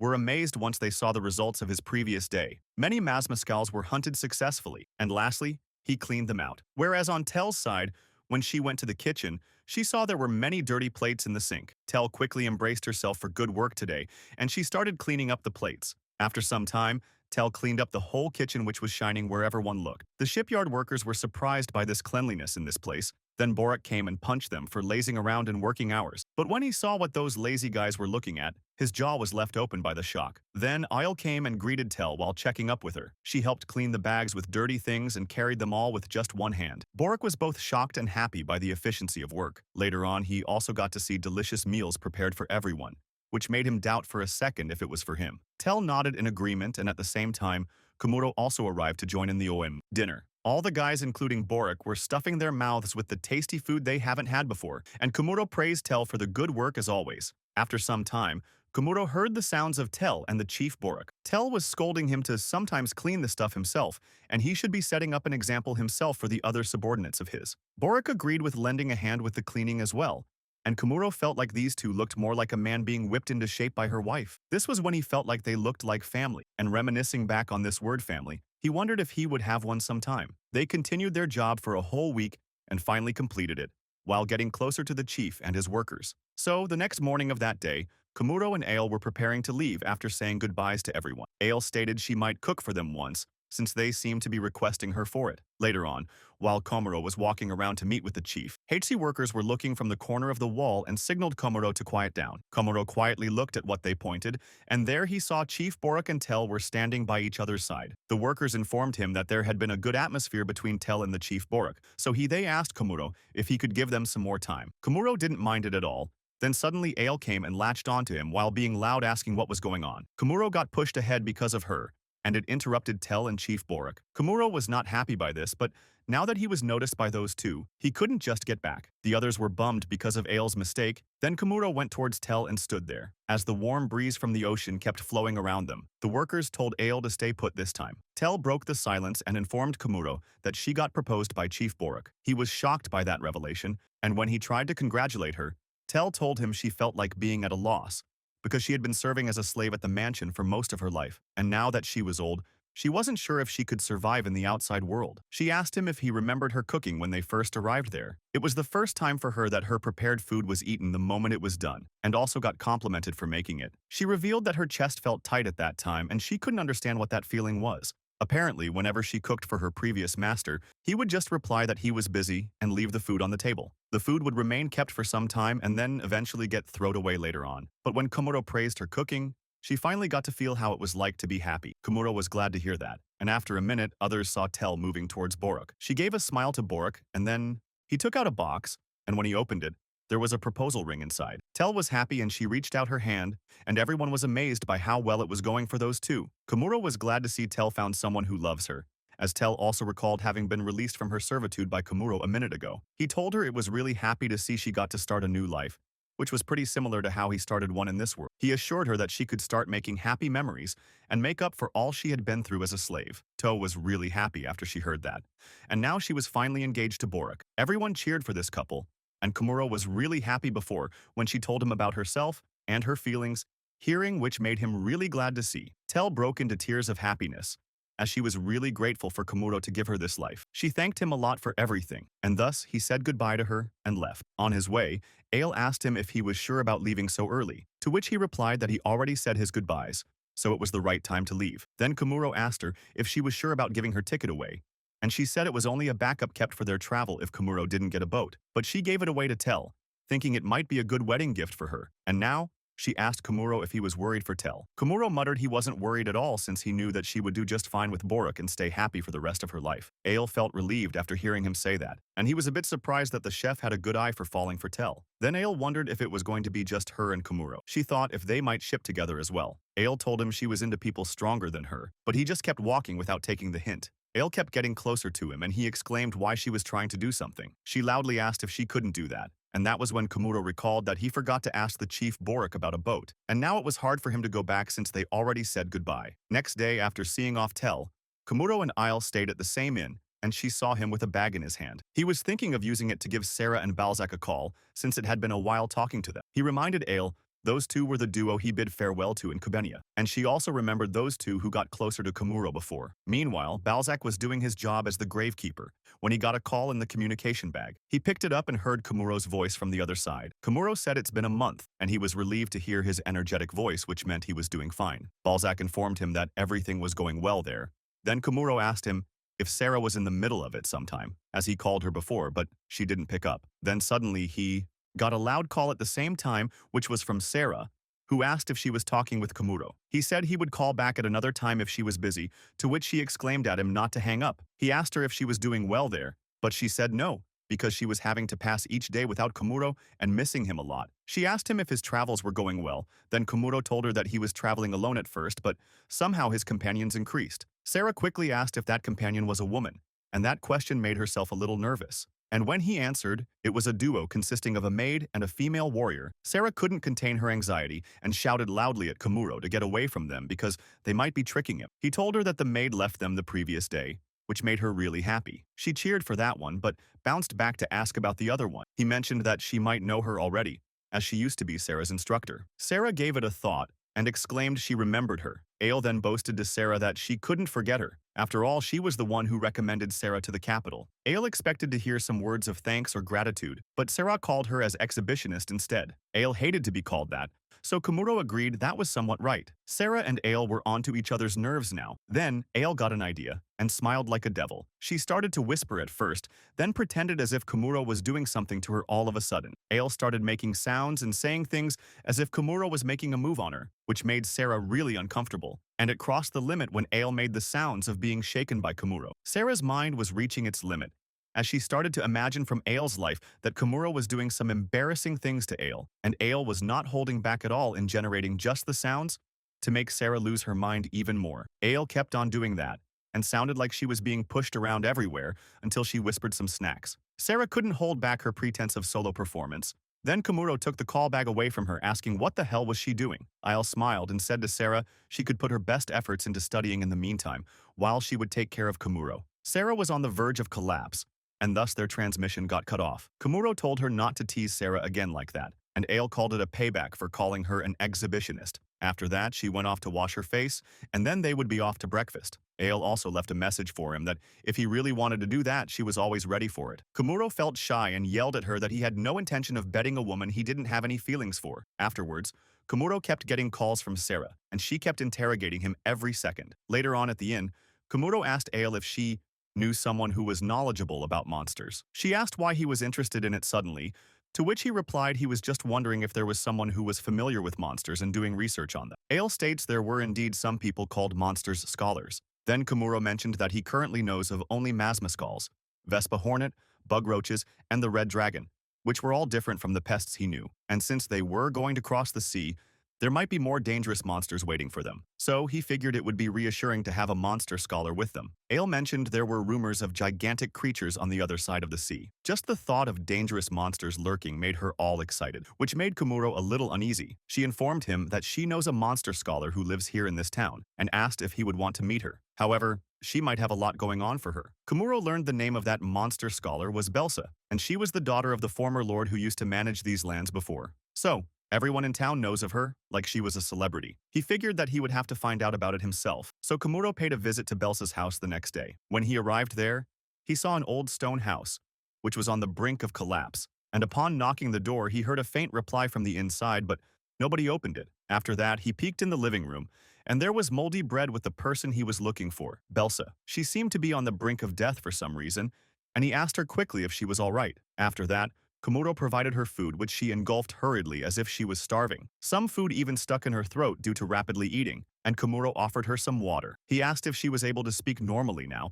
and once she drank water, Belsa replied she was really grateful for the delicious food. She claimed that she almost died from starvation, and he was surely her benefactor to come at a time like that. But this was the first time she even looked at his face and asked who he was. Both of them introduced each other, and then she showed him the adjoining room after Belsa learned Kamuro's purpose for coming here. Apparently, her room was completely messed up and unhygienic, like any typical researcher. It had remains of many monsters, and even the research progressed on them. Kamuro was amazed to see the research room.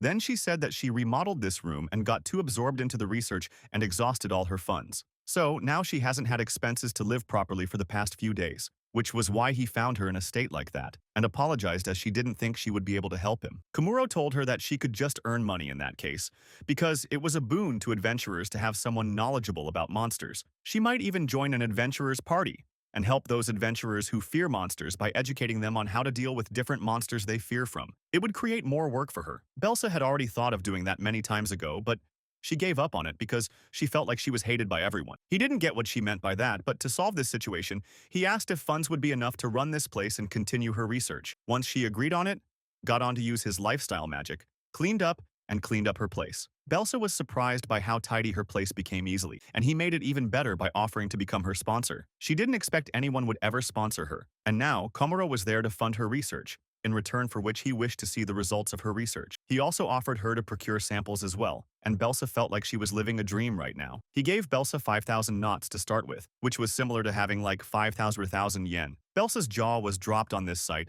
Then she collected herself and said she couldn't accept this. She explained to him that monster research was like a journey with no end, and if he was looking for some result, then Belsa didn't feel like she would be able to meet his expectations. She was not happy at all saying so, but to her surprise, Kamuro told her it would be fine, because he was doing this out of pure curiosity, and it would be great if they learned something that could come in handy in exterminating monsters. So, he wanted to give this a try, and Belsa asked him if he was really sure about it. Kamuro nodded in agreement, which made Belsa really happy, because now she would be able to continue her work. She cheerfully exclaimed, "Let's get started with this."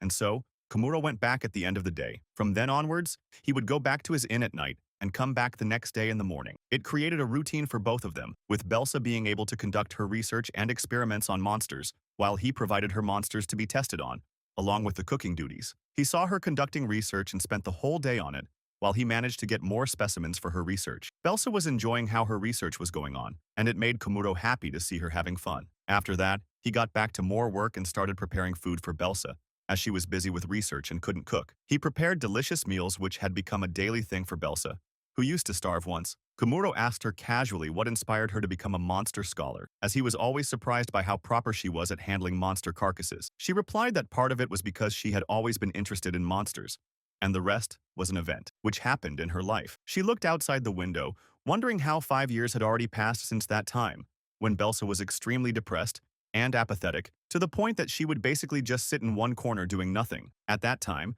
someone came to her and encouraged her to inherit her father's will and do something to benefit herself and other people in town with it. It was thanks to those words that Belsa was able to become who she was today. She informed him that her father used to be the lord around here, and after his retirement he appointed that someone, who at that time was a lieutenant, and now the current lord. Kamuro remembers hearing something about that from Ale as well, and he mentioned that the current lord sounds like a good person. Belsa agreed that guy was indeed a good person, and once they finished breakfast, she got back to continue her experimenting. Meanwhile, a shady person in a covered hood seemed to be spying on Belsa's house, and he reported to the current lord. Once he was there, he reported it to the main butler serving the lord, and he passed the report to the lord that from the past few days Belsa seemed to have been visited by an unknown man named Kamuro Naoki, and also he had been assisting Belsa, due to which her research began once more. The lord seems to be unsettled by this report, as he stated that they should have let her die. He asked the butler to bring both Kamuro and Belsa to him at once. The butler asked what they should do about her research, to which the lord replied he didn't care about that, and they planned on attacking her at night and burning her whole house along with her research for all he cares. So, the evening came, and at night, the place where Belsa's house was located was on fire. And next morning, Kamuro was sleeping peacefully when Ale suddenly barged into his room and woke him up urgently. She asked her why was she making a ruckus this early in morning, and when she informed him about Belsa's house, his sleep vanished, and Kamuro hurriedly ran to Belsa's house. But on his way, he met a shocking scene of the soldiers pointing their swords at him and accusing Kamuro for treason against the kingdom. The soldiers claimed that if only he didn't interfere, they wouldn't have to burn Belsa's house and then kidnap her. Kamuro wondered just what these guys meant by his interference. But since Belsa was kidnapped, he had no time to act timely. So, he reached out his hand to the sword pointed at him.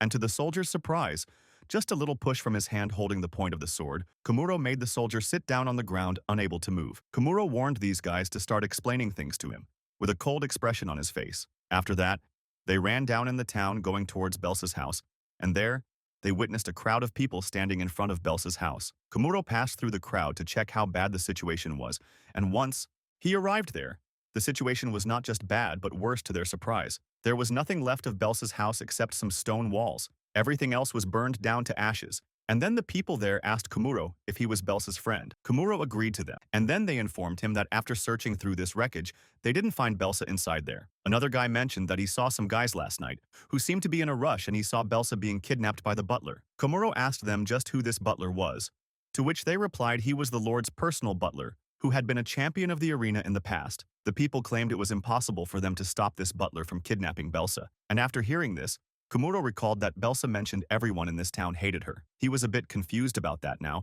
because from what people said, they seemed to be worried about her. He asked them directly if they don't hate Belsa, and after looking at each other with a pause, they replied that, actually, Belsa was still worried about what happened 5 years ago. They claimed they used to be awfully immature back then, and upon being asked by Kamuro for rest, they filled him in with the events that took place. Kamuro and Ale didn't waste any time, and thus they ended up going to the Lord's mansion. They saw that the gate was wide open, and there was the Lord's mansion just in front of them. Then a voice came, asking them to stop right there because no one was allowed to enter here without permission. This voice belonged to a man which looked like the butler people alerted him about. Kamuro understood what they meant. Then Ale spoke up, having heard of the butler. She was excited while thinking that this butler might be a good opponent. Kamuro started taking steps towards the gate and asked the butler if Belsa was there in the mansion. The butler declined from answering his question, although he warned Kamuro that if he stepped within these grounds without his permission, then he would be treated as a trespasser, and Butler would see through to eliminate Kamuro himself. Kamuro figured that the fact that the gate was open despite telling them to stay out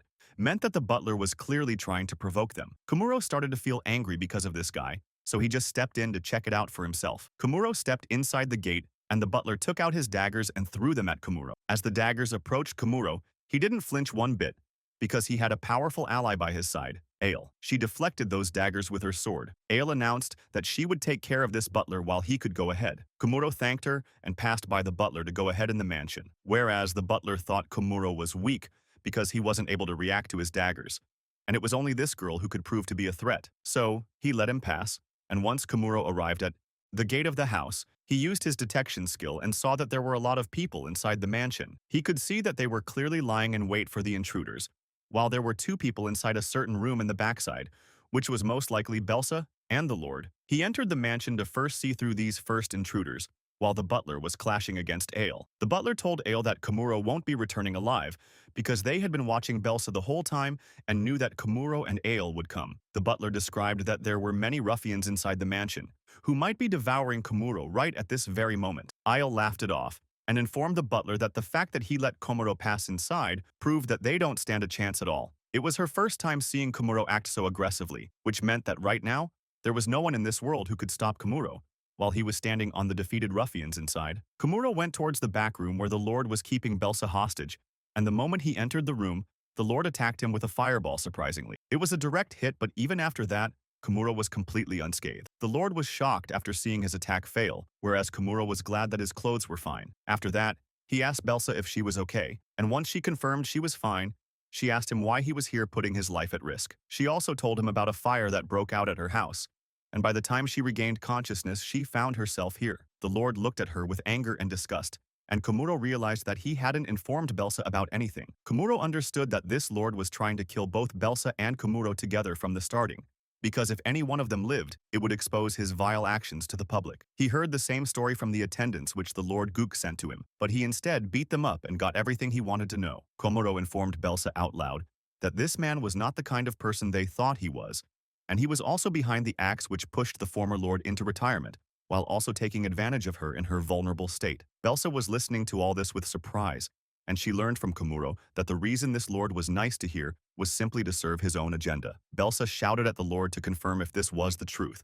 and Gook didn't have anything to defend himself. He looked at Kamuro, who was just standing there in a chill, while he felt cornered. Gook yelled out everything, including the truth himself, that 5 years ago, when lava from the nearby mountain flowed all the way down to the town, it caused great casualties and damage. And the Lord at that time, Belsa's father, deeply cared about the people, so he used his own funds to help rebuild and recover the damage caused to people. However, one day, the caravans carrying valuable supplies which were being sent to the people got attacked, and it led to a scenario that people didn't get those supplies. Due to that one incident, they lost trust in Belsa's father, and he had to abandon his post, which led to Gook becoming the next Lord. And that was also why the anger of people didn't stop at the former Lord, but also exerted on his daughter, Belsa, and the criticism against her began to grow stronger. Belsa asked Lord Gook why he didn't support her at that time, even if he was the one to tell her to become a monster scholar. Gook replied that giving her the idea to become a monster scholar was just a facade, and he just wanted Belsa to die some way which couldn't be related back to him.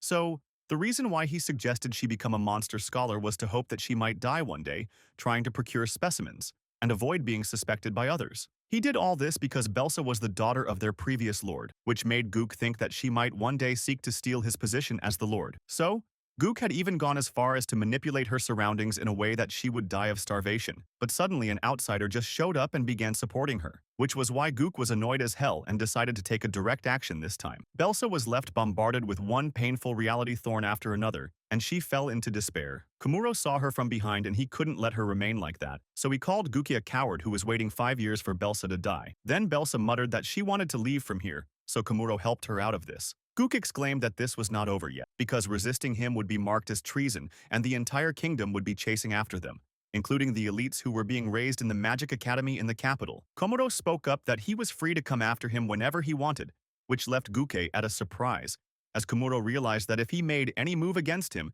he would make sure to stop him. Gookie knew that threat of his wasn't just a bluff, so he stood there with his head low, while Kamuro brought Belsa to the outside. After that, she stopped in her steps, and to Kamuro's surprise, she started laughing after hearing Kamuro's words before. Belsa stayed. She was a fool to have believed in the words of that Gooka and followed them all the way up till now without ever considering it could be lying. Belsa felt naive as she knew that she could be described properly by the word stupid. Kamuro stood there and heard her venting it out, while Belsa recalled that now she didn't have a house anymore. Her research burnt down with it, and she truly had nothing left in her life anymore. She started crying now that she had lost everything, and can't think of anything to make up for it. Kamuro went close to her and reached out his hand, saying that she could come with him. Belsa stopped crying, and she was almost about to hold his hand, but couldn't for some reason. Kamuro recognized that feeling, and he asked her if she was afraid of trusting someone again, or if she was thinking about what she would do if she were to be betrayed again. Belsa couldn't deny that, after which Kamuro spoke up if that was the case.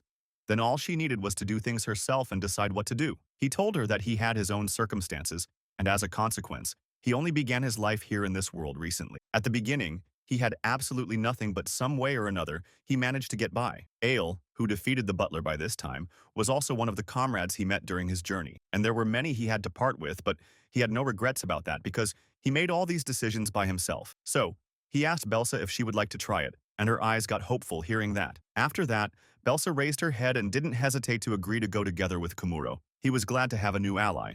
And 1 week later, they arrived at the port where Chief Borik got him a small boat and serviced it with the help of his workers. Belsa was ready to go without any problems, while the townspeople were regretting the anger they had on her. Once everything was set up, Kamuro received a warm see-off from everyone from the shipyard. He thanked everybody for making his time spent here enjoyable, and with that, they boarded the boat to set off for their next location. Everyone wished them a safe journey, but just a few days later when Kamuro arrived on a certain island, he couldn't see it being any safer at all. He wondered how their journey would progress on this island with monsters even larger than before. After crossing the ocean, they arrived at their next adventure to an island full of dense forests. This island was as abundant as the life forms here. Belsa was really excited after seeing so many new monsters, and animals like the wild boar here, which was really larger than any boar they've seen before. Kamuro added it looked dangerous as well as just like the size, but it wasn't a problem for Ale or Kamuro to deal with. Belsa stated that an adult boar should only be 2 meters at most, but the difference in these island ones made it really weird for them. Kamuro told her to remain just as concerned about her life, like her focus on research. But Belsa was the only starting, whereas Ale was even more excited to go and battle all these monsters.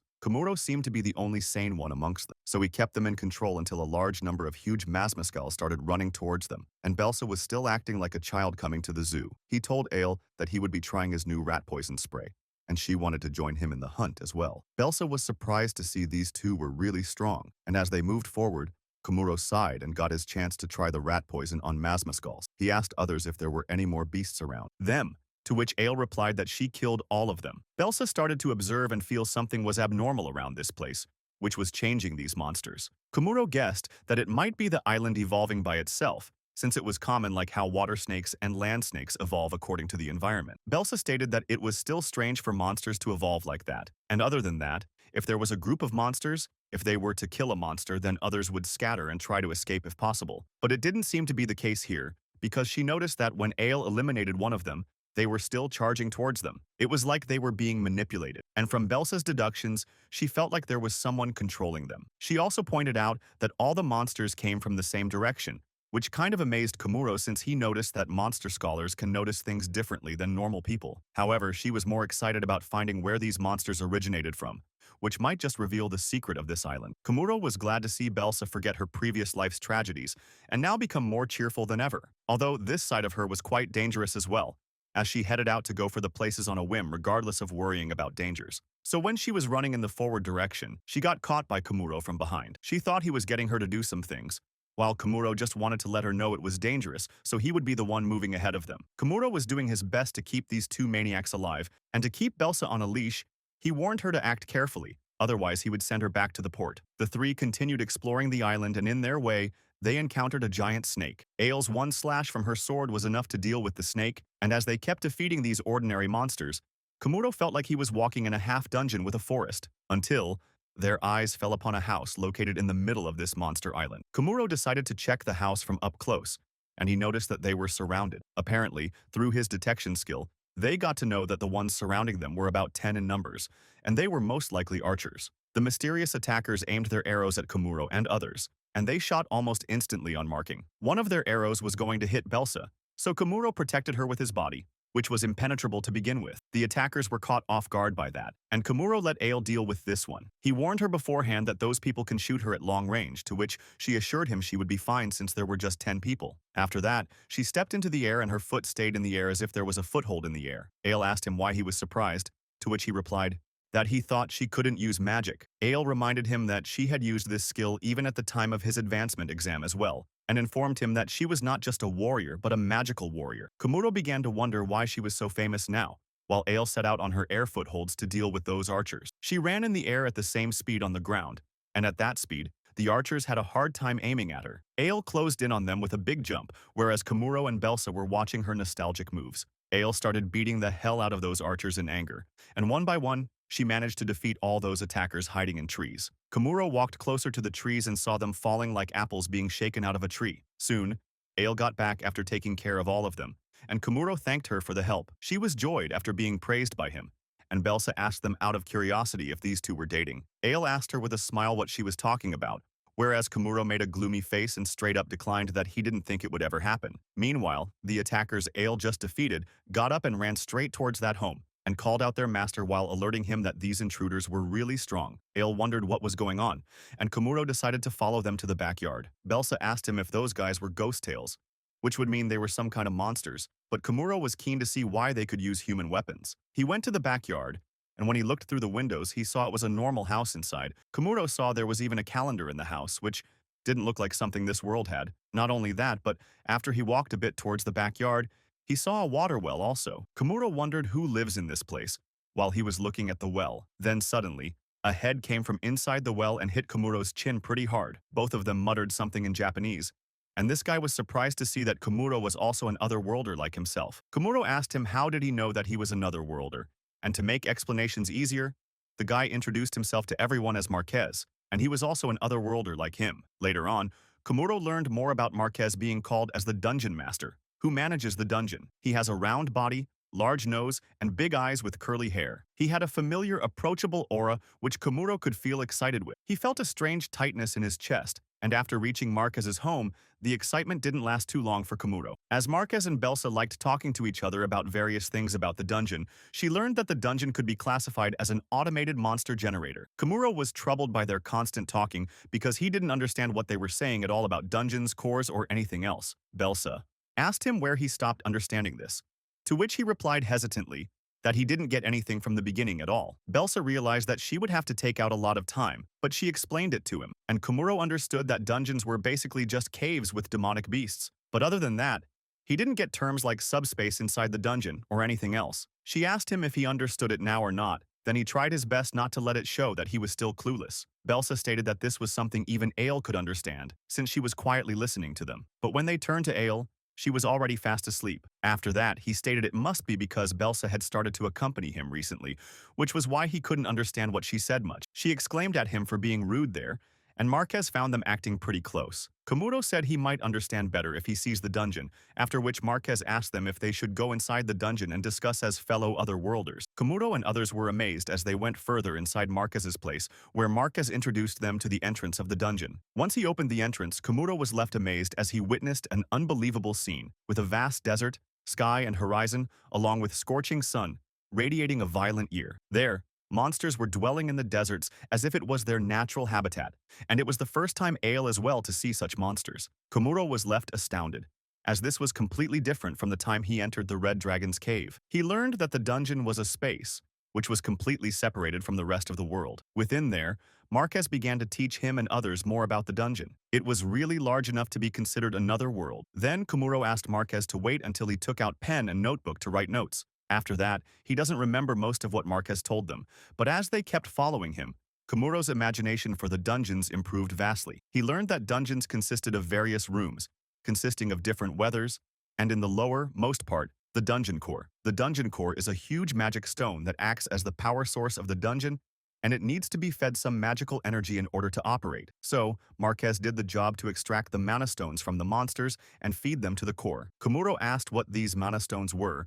and Marquez replied that mana stones were found in any monster's body. In that sense, it was also possible to detect monsters because of these mana stones. Then Belsa asked Marquez about more things, and she showed Marquez a book named Lisa's Monster Book. She stated this book was written by her mentor Lisa, and inside it, one person wrote that dungeon cores generate monsters without mana stone, and after those monsters ingest a certain amount of things, a mana stone was slowly formed inside them. Marquez told her this information was not far from the truth, and Belsa was excited to see that her research in demonic beasts seemed to be progressing in the right direction. She informed Kamuro that the Mascals they defeated before must also have mana stones. And later on they would be recollected and fed to the dungeon core as well. Their theories were starting the match. Except our protagonist Kamuro, who was totally clueless about what these guys were talking about. He figured that he would ASD Belsa to explain things he didn't understand later on. Suddenly, Belsa collapsed, and she couldn't move anymore in this heat. Kamuro guessed she must have been too excited and exhausted herself in the process. Ale asked them if she could stay here for a while, because she wanted to test out her strength against these monsters. Marquez told her she could rampage as much she wanted here, which was exactly what she wanted. Kamuro got a bit concerned for Ale, so he called her out and gave her some of his extra clothes she could use for protection. He thought these clothes might keep her from getting injured, and the thought of it made Ale really happy. She asked what came over him suddenly to change towards her, to which he replied he wasn't sure about it either. After Belsa cooled down, Marquez and Kamuro walked back to the house, and he heard that there was a plantation under the well. So he went to check out the well from inside and climbed it down. And once he saw the tea plantation, it was totally something he didn't expect at all. Kamuro could never think a plantation this big could exist under a well. He asked Marquez if he could manage this place as well, to which Marquez replied he had been living for 300 years, so he had much time on his hands to do various things. Kamuro was shocked to hear Marquez's age, and Marquez apologized for not mentioning it earlier, but he was summoned here to subjugate the Demon King. Marquez used to be the hero of his time, and he was on a journey beside his comrades to subjugate the Demon King. He was abnormally strong, and also liked by his elf partner, along with being protected by the defense and resistance system skill. Not only that, but his way of taking skills was similar to Kamuro, and one day a skill tree appeared before him called the Immortal Body. He ended up taking it unhesitatingly, and thus he ended up with an undying body. Marquez brewed some tea for Kamuro, and told him to be careful because it was still hot. Suddenly, an arrow came from behind and it landed right on the table. Kamuro got startled by it, and because of that he spilled his tea. The ones who shot the arrow were those same ghosts, and they shot another arrow at him. This time, the arrow hit Marquez's head instead. The ghosts were feeling guilty to see that their arrow hit Marquez instead. Then, Marquez scolded them, telling that Kamuro was not an invader, but his guest. They apologized to him right away, whereas Kamuro witnessed that Marquez was really immortal. Then Marquez told the ghosts to brew some tea for Kamuro as an apology, and they obeyed him right away. However, the tea that Kamuro tasted turned out to be really bad, as if those ghosts wanted to make him a ghost as well. Marquez recalled that he shouldn't have asked Geist Tyler for that, since their brewing skill was very poor. Kamuro learned that these ghosts were called Geist Tyler, which were some high-ranking ghosts with high intelligence, but Marquez called them useless. Marquez told the ghosts to go back to their place now, and they agreed to his command as if he was their master. Kamuro mentioned that those ghosts seemed pretty attached to Marquez, to which Marquez replied they were just some evil ghosts which couldn't even brew tea. Kamuro felt like something could be done here, as he felt the gentle breeze flowing in the air. Later, after some talks, Marquez learned from Kamuro that he came to this world without knowing his role, which was why he was traveling around the world while working on extermination. Marquez envied his story a little because, compared to his story,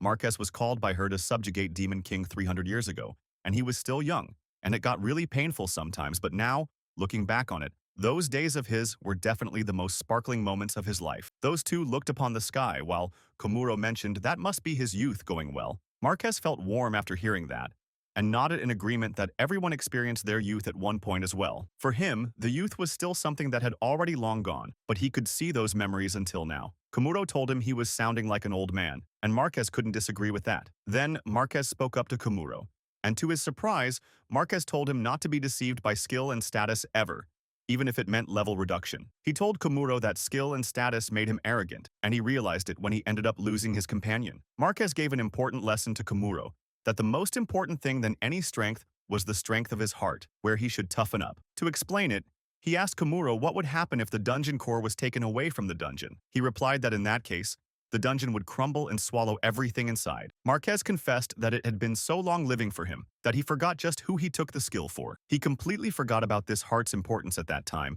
but now that he had a chance to tell this to a fellow otherworlder, he told him that if he were to suddenly have a bad premonition, he must remember what Marquez just told him. At the same time, Geist Tyler came shouting out to call their master, and he asked them why they were being so noisy this time. They informed him that the snow foxes have multiplied too much in lower parts. Then Marquez got an idea and asked Kamuro if he would like to accept this extermination request. Kamuro agreed to take upon this request, and then he went back to Marquez's house and started preparing for the extermination. Ale asked him why he was going in the midwinter area, to which he informed them about the request he got from Marquez. He asked if those two would like to join as well, to which Belsa stated she would pass, and instead of freezing to death, she would prefer reading the books. whereas our famous battle lover Ale agreed to go as well. He asked her if she was going to the even colder area with this outfit, and she replied it would work out somehow. Kamuro exclaimed that it was totally a no-go, and seeing them getting ready, Marquez recalled that these three looked very similar to how his companions and he used to prepare before every monster hunt. He reminisced about those days and fell into deeper thinking. Then Kamuro called out Marquez repeatedly and asked if they could stop by for a while before heading out for the extermination request, since they needed some things to prepare. Marquez said it was no problem, and he would even gladly welcome him for any time, be it 100 years or more. Kamuro was startled that he didn't want to stay that long. Then, in any case, Marquez took his leave to prepare today's meal, and he went by happily to the farms. Kamuro was glad to see Marquez seem to be happy with him here, and thus once the time came, his work in the dungeon started. First, they went into the forest areas where they hunted a bear and Ale dissected its skin. Then Kamuro used his skills to form a proper clothing with that bear's skin to make a dress for her. Meanwhile, Belsa was studying on her study table. Marquez, on the other hand, was taking help of the ghosts to prepare the best meal they could with the help of everyone, and thus the ghosts gathered ingredients and kept working accordingly to prepare a feast. Marquez made sure to supervise them well and help in the kitchen himself also. Then Kamuro came to Marquez, which gave him the idea that they were done preparing and would be going now. Kamuro confirmed with Marquez again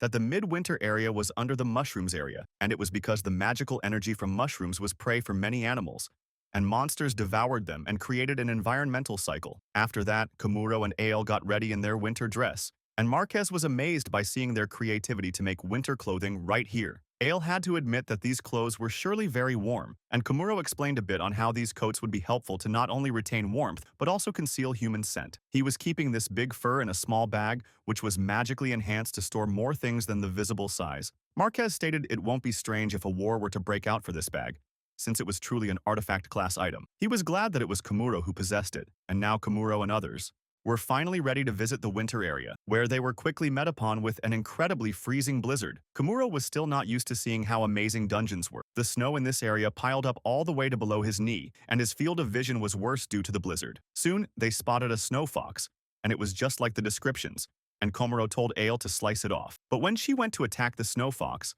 something unexpected happened. Later that night, the meal was prepared and served on the table, and the drinks were already empty. It was because Ale drank all the bottles because she was extremely angry, as all the snow foxes slipped into the snow and she hadn't been able to defeat even one of them. Kamuro told her to not drink too much, but to couldn't be helped because she was she.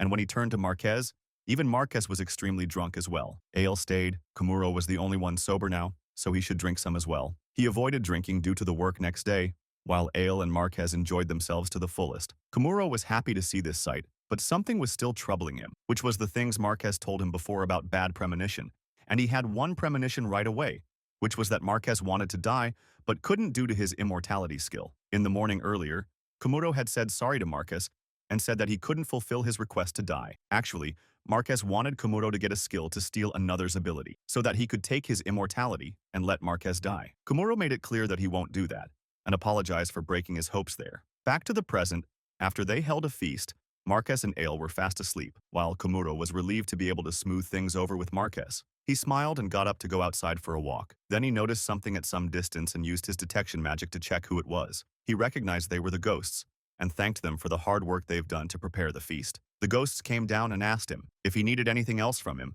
to which he replied that he just called them out because he saw them. Then he remembered one thing to rest somewhere, and asked the ghosts if they would join him to the tea plantation. After a few moments passed, they were all sitting in the tea plantation, and Kamuro brewed some tea for himself. He looked at the sky, and the ghosts heard from him that the shape they were looking like was actually called an elf. So, because of that, he couldn't help but he was curious to ask them the reason behind it. The ghosts replied that their master said one that he loved elves, and they were the most beautiful and kind-hearted beings. That wasn't the only thing, but Marquez had told them many other old stories, and Kamuro started listening to Geist Tyler about their life with Marquez. He learned from them that the wisdom they had right now was granted by none other than Marquez. Kamuro didn't expect to hear that Geist Tyler got their knowledge from the stories and the things inside them narrated by Marquez. It was from those stories they also learned more about Marquez's preferences, and they believed if they looked more like elves, then Marquez would be pleased by their appearance and have more fun out here. Then Kamuro also told them for fun that Marquez made fun of their archery and tea. He laughed frankly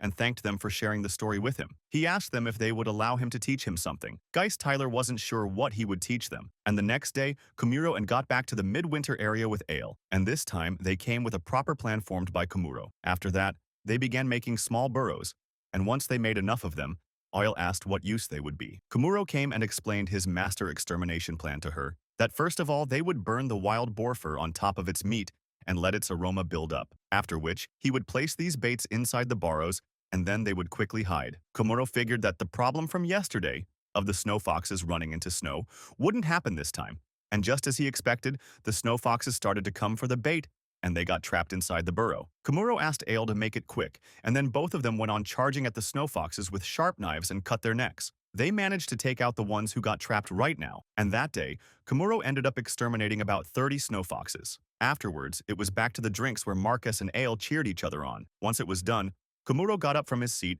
and went outside the room, leaving the other two sleeping behind. He went to the same tea plantation, and there he started teaching the same thing from yesterday to the Geist Tyler. Next day, he and Ale ended up reaching their milestone by 78 out of 500, and while they were working hard on extermination, Marquez was starting to feel a little off about it. And soon, the day arrived when they managed to exterminate 500 snow foxes, and it took them around 20 days to finish this job safely. In the meantime, Ale and Marquez became drinking buddies, and Belsa had completed 2 researches in this time frame. Next morning, it was finally the time when Kamuro and others had to leave, so he thanked Marquez for taking care of them for this long. Marquez claimed that he hadn't had this much fun in a long time, and then he went on to give Kamuro the reward for the quest. Kamuro didn't expect to receive such a huge amount of money, and he tried to decline it so many times, but in the end, he ended up getting all the money, albeit with a sad face. Marquez asked Kamuro for a favor, that if he were to ever come across an elf village, he wanted Kamuro to find a girl named Linya. He stated when elves die, their souls return to the world tree of their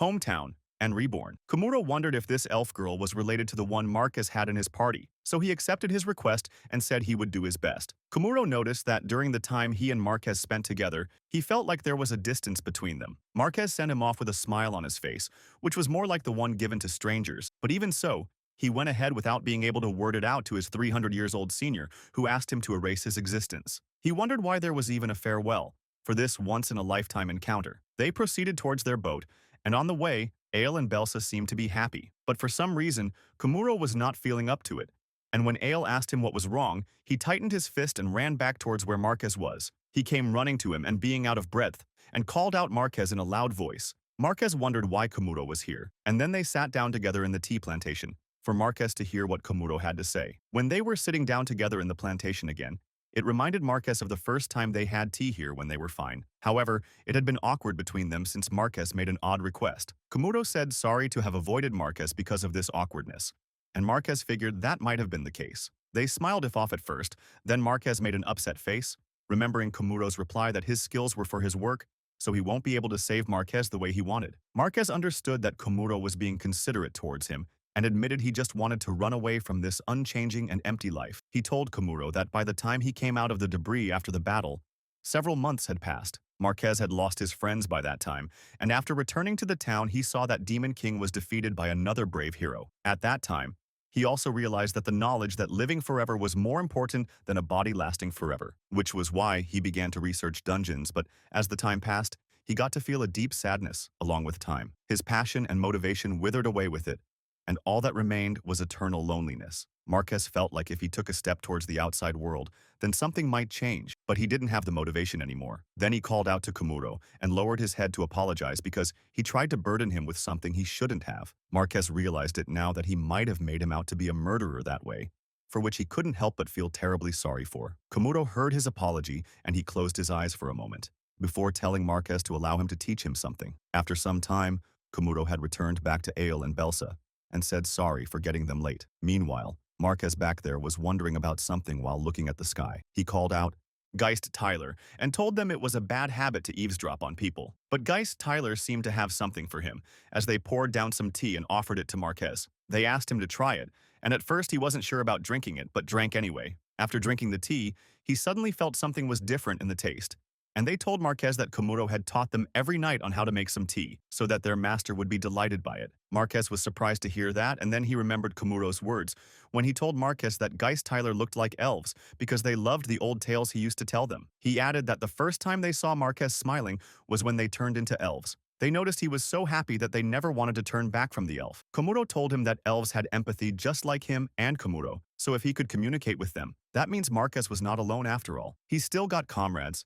And while his previous comrades he lost were not there, Geist Tyler was there for him. Marquez felt it was an outrageous thing to say, that the demons he once defeated were now his comrades. At that time, he couldn't help but remember what he told Kamuro himself about sharing youth with others. Marquez felt emotional, and he started crying while admitting that Kamuro was surely an amazing person, who moved even the heart of an immortal being like him, the Geist. Tyler asked him if the tea was good, to which Marquez replied after taking a sip that the tea was terrible. After that, he asked Geist Tyler to come and sit beside him. He told them if they wanted to see his smiling face, then they would need to work on polishing their tea brewing skills. Marquez stated he would be teaching them from now on, hearing which made Geist Tyler really happy, and they were now promised to live a good life together. Marquez couldn't thank Kamuro enough, as that guy with no mission and not bound by anything was surely an interesting person one can't deny. Meanwhile, back at the seashore, Kamuro was surprised at the heck he was looking at, as they came across a giant creature which had destroyed their ship. This monster seemed to be looking into something on the ship, and while Kamuro couldn't help but see their only way to travel being crushed, Kamuro recalled that everyone was bound to make some connections, whether it was at work or school. Just like them, he could think that even monsters with human intelligence like Geist Tyler were bound to develop connections as well. Just like that, Kamuro wondered what connection he would have with this troublesome dragon. Ale asked him if he was alright as he was looking lost in his head, to which Kamuro said he wasn't sure about it either. After that, the beast who destroyed their ship introduced herself as a 600-year-old dragon, for whom pulling a bean-sized ship was a piece of cake. Kamuro learned that she was actually the water dragon, who had traced them all the way here by following the scent of her lover, the red dragon. But Kamuro couldn't help but scream in shock what the hell they would do about their ship. The water dragon was just continuing digging in their ship with its large shadow over the sea. Ale asked Kamuro what they should do now. Then the dragon yelled at them, asking what was the reason behind her being able to smell her darling red dragon's scent from them. Kamuro realized she was madly in love with the red dragon, and then he told her about the mana stone he got from the red dragon. He followed it up after the story of wyverns attacking the humans, which led him to wake up a red dragon from his slumber, after which the red dragon just went off to eat some wyverns, and after some time, he had a talk with the red dragon. Kamuro mentioned he was the kind to just sleep instead of traveling around. Then Red Dragon replied everywhere he went. It just caused commotion amongst people. Kamuro suggested to him that he might have a chance to talk to adventurers, and the Red Dragon was not sure about it. Kamuro replied he was also an adventurer, and that was what led him to receive the mana stone from the Red Dragon, which would let the Red Dragon know wherever Kamuro was. The Red Dragon felt it would be reassuring to know he had a human friend, and Kamuro figured if that was the case, he gave one communication bag to the Red Dragon so that they would be able to communicate with it no matter how far they were. Red Dragon agreed that was a convenient thing to have, and Kamuro stated that he didn't need the mana stone so he would return it. Red Dragon insisted he should carry it so that other dragons would also recognize him. Kamuro agreed to that in the end, and he left a hopeful note for the Red Dragon, with him hoping to get an opportunity to meet the Red Dragon outside. Now back to present. Kamuro saw a change of events, as the water dragon was carrying him and others to a town. She was extremely fast in the waters living up to her name, and both Ak and Belsa were enjoying the ride. Water Dragon was also happy, while hoping she would soon get to meet the Red Dragon and lay eggs with him. Kamuro figured she was really talkative for a dragon, and the Water Dragon mentioned having a guess where the Red Dragon could be now. She wanted to catch the Red Dragon in the act of visiting that place, where there were girls, to have fun. Kamuro was surprised to hear the Red Dragon was cheating. Then he figured that might have been the case considering the Red Dragon had been shutting himself in for hundreds of years. However, taking a ride to the Dragon Town seemed convenient to Kamuro, and he was looking forward to visiting it as well along with the Water Dragon, who was sorry to have broken his ship. Kamuro recalled that the dragon he saw in movies in previous life were surely shown pretty scary, but compared to that, this Water Dragon was friendly, to the point of considering falling in love and laying eggs. Then Ale asked Kamuro what he was thinking, as she came too close to him to check up. She was looking so pretty that Kamuro couldn't help but be nervous looking at her soft skin and cherished parts. Whereas, Belsa also misunderstood his situation, and she started loosening up her clothes as well. Then Kamuro told both of them to stop, and it was just that he hadn't been sleeping well. Belsa was glad to see he was alright. Then Kamuro felt like he should tell the two that they should understand he was also a man. Those two thought he might have some problem, so they asked him to explain it in brief to his friends, and Kamuro tried to decline from that. The problem he had was actually his sexual desire, which he couldn't get ease up with due to various reasons. Whereas Ale and Belsa were just worried something might be troubling Kamuro. He wondered if he should try telling Ile about it, since she had said before he could ask for it any time. It all made him crack up hard because even dragons were in love, but when it came to him, he was so miserable that it hurt his head. Aside from that, he thought if what the water dragon said was true, the red dragon was surely a play dragon. But either way, it was still leaving him scratching his head, wanting something to happen for him also. Kamuro then calmed himself somehow and made a fist, while betting all his hopes into that story with girls only in the town. He wanted to reach there quickly, so Kamuro called out the water dragon and told her if the red dragon was cheating on her, both of them should give him a little lesson. The water dragon thought Kamuro was really kind, and so she speeded up for the town even faster. Once they arrived at the dragon's town, the place was full of many houses and landscapes covered with mountains. As Kamuro and the other two stepped on this town, they were surprised since they didn't expect a place like this would be so peaceful. Not only that, the thing that surprised him even more was the human transformation of the water dragon, and she was really beautiful along with her volatile personality. Kamuro's jaw was left wide open, as he couldn't help but wonder why all the women of this world had no shame to wander around naked. Now, Kamuro joined hands with the water dragon as they headed off to catch the red dragon. Both of them started running like crazy, leaving Belsa and Ale behind, who followed those two at their own pace. Later on, they arrived at the house of the black dragon, and Kamuro came straight busting the door open, while declaring that the red dragon should have come here. Soon, he heard the voice of a person who recognized Kamuro as the adventurer who woke him up from his slumber. Kamuro wasn't sure what was happening, until he realized that this person was actually the red dragon, and he was actually holding dragon girls around him. Red Dragon was having fun, and he told the scared girls that Kamuro was his friend, whereas Kamuro was actually jealous upon seeing this bastard just playing around with women. He then informed the red dragon that he got into some trouble because of the mana stone Kamuro got from him. But there was one person who didn't have time for his chit-chat, as the water dragon sided with Kamuro, and she burst into anger looking at the red dragon cheating on her. Red Dragon asked her why she was here, but the water dragon was not in the mood to explain things to a cheater. Kamuro eventually got up from being pushed before, and he saw a red dragon being dragged out of the place by a water dragon. Once the door was slammed close and it got calmer, Ale asked Kamuro if he was alright. She didn't know what was all this about. Then Kamuro explained to her that this was a mere lover's quarrel they witnessed. Now that it was over with, Kamuro stated they should head back and repair the ship, but Belsa said she wanted to stay here a little more and do research on so many humanoid dragons all over the place. Kamuro couldn't argue or deny her. Then someone came down from upstairs and mentioned it was rare for humans to come over this town. Kamuro learned that this person was actually the Black Dragon. Then Black Dragon heard the ruckus from the Water Dragon's quarrel with the Red Dragon. He understood what was going on, and he figured they must have caused some trouble for Kamuro. He sent off other dragon girls, and judging from the way Black Dragon was acting, Belsa figured he must be the leader. Ale agreed she could feel a very strong aura from the Black Dragon indeed, while Black Dragon remembered hearing about Kamuro from the Red Dragon before. Kamuro was about to leave for the ship. Then Black Dragon told him to wait, and he mentioned hearing that Kamuro was an adventurer who also did cleaning and pest control. Kamuro agreed to him and introduced himself as an exterminator. Black Dragon thought it might be worth a chance to ask Kamuro if he would be willing to accept a request from him. Kamuro was confused to think, what would a dragon need from him? And the other two felt the same. But Kamuro remained calm and replied plainly that whether he accepted it or not would depend on the content of request, since if it's something a dragon requesting it was surely something risky. Black Dragon admitted that was indeed true, and aside from that, he was also interested in seeing if a human really had the sort of strength to impress even the Red Dragon. Kamuro told him that he wasn't interested in getting his strength being tested, but Black Dragon didn't really listen to that, and still looked into his abilities with his dragon eyes while emitting a strong dragon aura. Kamuro was just standing there idly, as the Black Dragon looked into Kamuro's ability, and what he saw left him shocked. Black Dragon couldn't believe what he was looking at. A human with level 91 and abilities so high that even his own strength was like a drop in front of Kamuro. Black Dragon admitted he was indeed different from other adventurers, and first off, he started with an apology to have caused any inconveniences by Red Dragon and Water Dragon. Kamuro apologized as well for having just stormed in yelling like that before. Black Dragon now proceeded to provide Kamuro with a job request and told him that the reward would be a dragon's protection, which was not easy to obtain for anyone. Kamuro reasoned he didn't really need anything like that, and then Black Dragon offered a mana stone as well. But Kamuro was already tired of mana stone, so Black Dragon had to make another reward.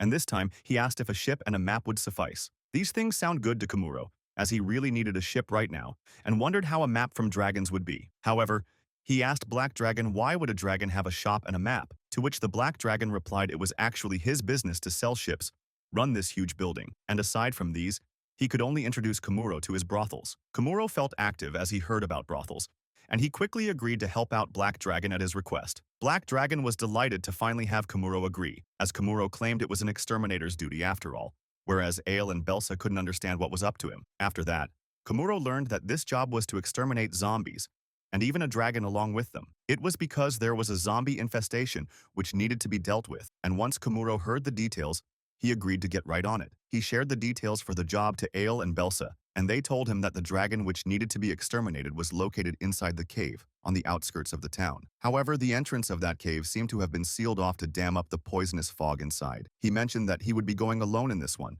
because apparently their opponent was a dragon zombie. Earlier, when he was talking about it to the black dragon, he asked him if it wasn't easier to do it himself since he was high level and could finish it off in a single breath. Black Dragon stayed. It was a possibility, but he couldn't do it with his hands because the one that turned into a dragon was a comrade of his, and he wished to give her a proper burial. She used to be known as the Light Dragon and was a former comrade and mentor of the Black Dragon. Light Dragon was known to be of even higher rank, while also being marvelous, strong, and beautiful. But one day, she was challenged by a hero and suffered a critical injury, after which the hero left without delivering the final blow. And surprisingly, that wound became the cause of her zombification, which led her to produce a poisonous list, which was so dangerous that it turned anyone who came in contact into zombies. Kamuro realized that was also the reason why the town was oddly quiet when he arrived here. Now that he got a job here, he wanted to get started with his tools. Kamuro commanded Ale and Belsa to take care of the zombies, while he would go and deal with the Light Dragon. Kamuro had a thought that Black Dragon must have really trusted him,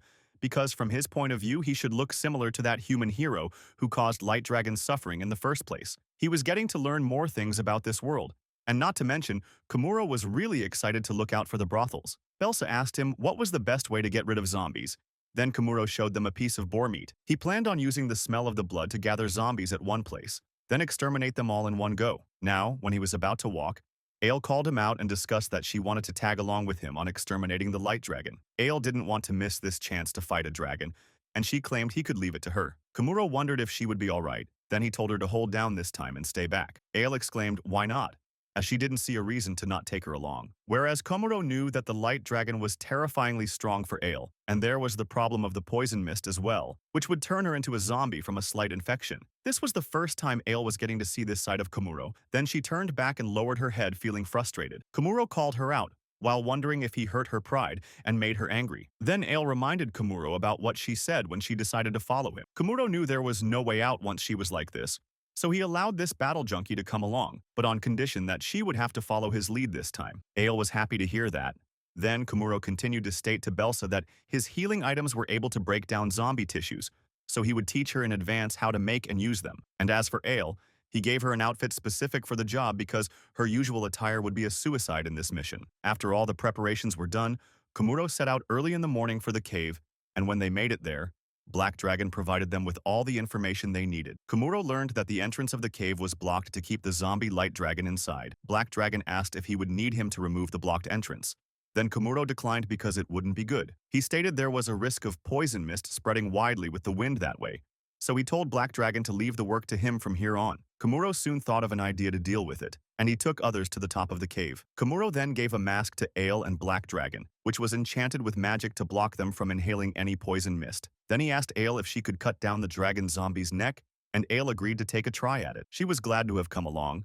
Then Kamuro decided to start with cleaning the area. He took a look at the Black Dragon and asked him if he was really okay with this. Black Dragon stated what dragons wanted was a stable world, and even light dragons must be wishing to die right now. Kamuro started drawing a circle on the surface they were standing on, and once it was completed, Kamuro told Ale that the zombie dragon was directly below this circle, and he was going to blow it up. Once Ale gave the confirmation she was ready, Kamuro broke the surface beneath them with an explosion. Meanwhile, back in the town, Belsa was able to lure zombies with the meat, and she noticed the explosion from the mountain. Belsa understood that Kamuro must have started with his work while she was finishing her work by cleansing zombies. She was surprised to see there were more zombies than she thought, and wondered if these healing items would be enough. Now back to the cave, Ale and Kamuro had entered inside with a blast, and they were immediately confronted with purple must. Despite that, they were able to see a huge shadow wandering inside at the center, and it was ridiculously huge. This was completely different from the time he met the Red Dragon, and Kamuro sensed the incoming attacks right away. Ale quickly took an action to take the initiative,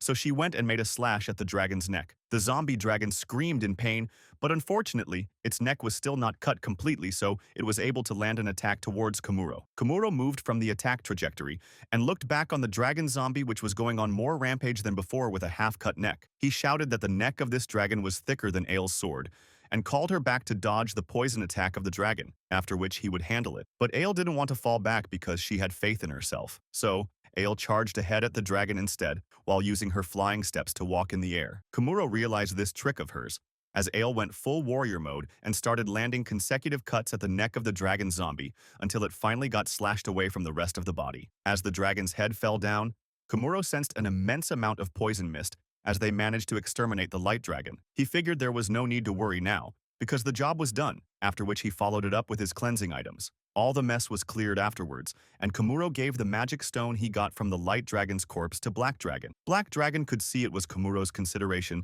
that he gave it to him like a souvenir, and Kamuro left it at that and left Black Dragon to some private time. Black Dragon was really sad upon losing the light dragon, and he released the dragon's roar while mourning over the light dragon. Black Dragon transformed into his dragon form, releasing large wings, while Kamuro was watching it happen in front of him. He witnessed Black Dragon going off to give Light Dragon's mana stone a proper burial. Kamuro rested his eyes and said they should get going now. Then Ale called out his name to ask him if she passed as a comrade. She had assumed Kamuro thought she was a burden before, so Kamuro was a little surprised to hear and asked what was this about. Ale said that she had thought he had been worried about her when he gave her these sturdy clothes in Marquez dungeon, but now she thinks that Kamuro took her as a luggage or a burden, which would only slow him down. Ale didn't want to be that for him, so she mentioned to stay away from danger in his way. Kamuro knew she totally got it wrong, and thus, he came out clear to her that he never once thought of Ale as a burden. He said the truth was actually that he was worried about himself, and to her surprise, Kamuro mentioned a bit about the place where he lived before,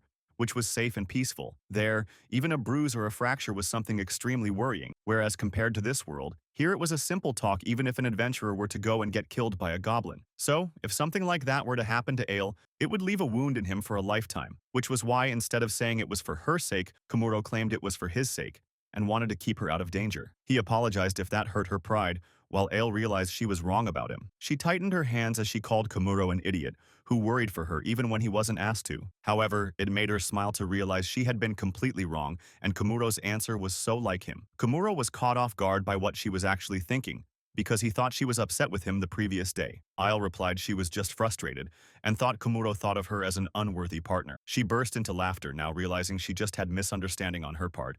But keeping that aside, Ale wanted to make something clear to Kamuro, that she was a warrior who was fighting in her own will. She stated that even if she were to lose her life, it would be her responsibility alone, so there was no reason for Kamuro to worry about her. Kamuro understood what she wanted, and now that everything was clear, he mentioned they should return now. Kamuro was glad to see that he had someone reliable like her, and on the way, she called him a worrywart. Kamuro was smiling more than usual now that misunderstandings were clear, and Ale loved things this way. Once they got back home, Kamuro asked Belsa how things went on her side, and she replied by pointing out towards the sea to show what remained of the zombies. Kamuro was shocked to see that zombies were drowning in the sea, and they were clearly lured by the piece of meat. Belsa stated that she ran out of medicine, so she left the zombies to the sea, and they just drowned. Kamuro was glad their request here was now complete, and on the next day, he informed Black Dragon they would be leaving soon. He thanked Black Dragon, the Water Dragon, and everyone else for all the help, and Black Dragon had the same gratitude towards him. Water Dragon offered to give them a ride to the nearest town, after which Kamuro received rewards of the request,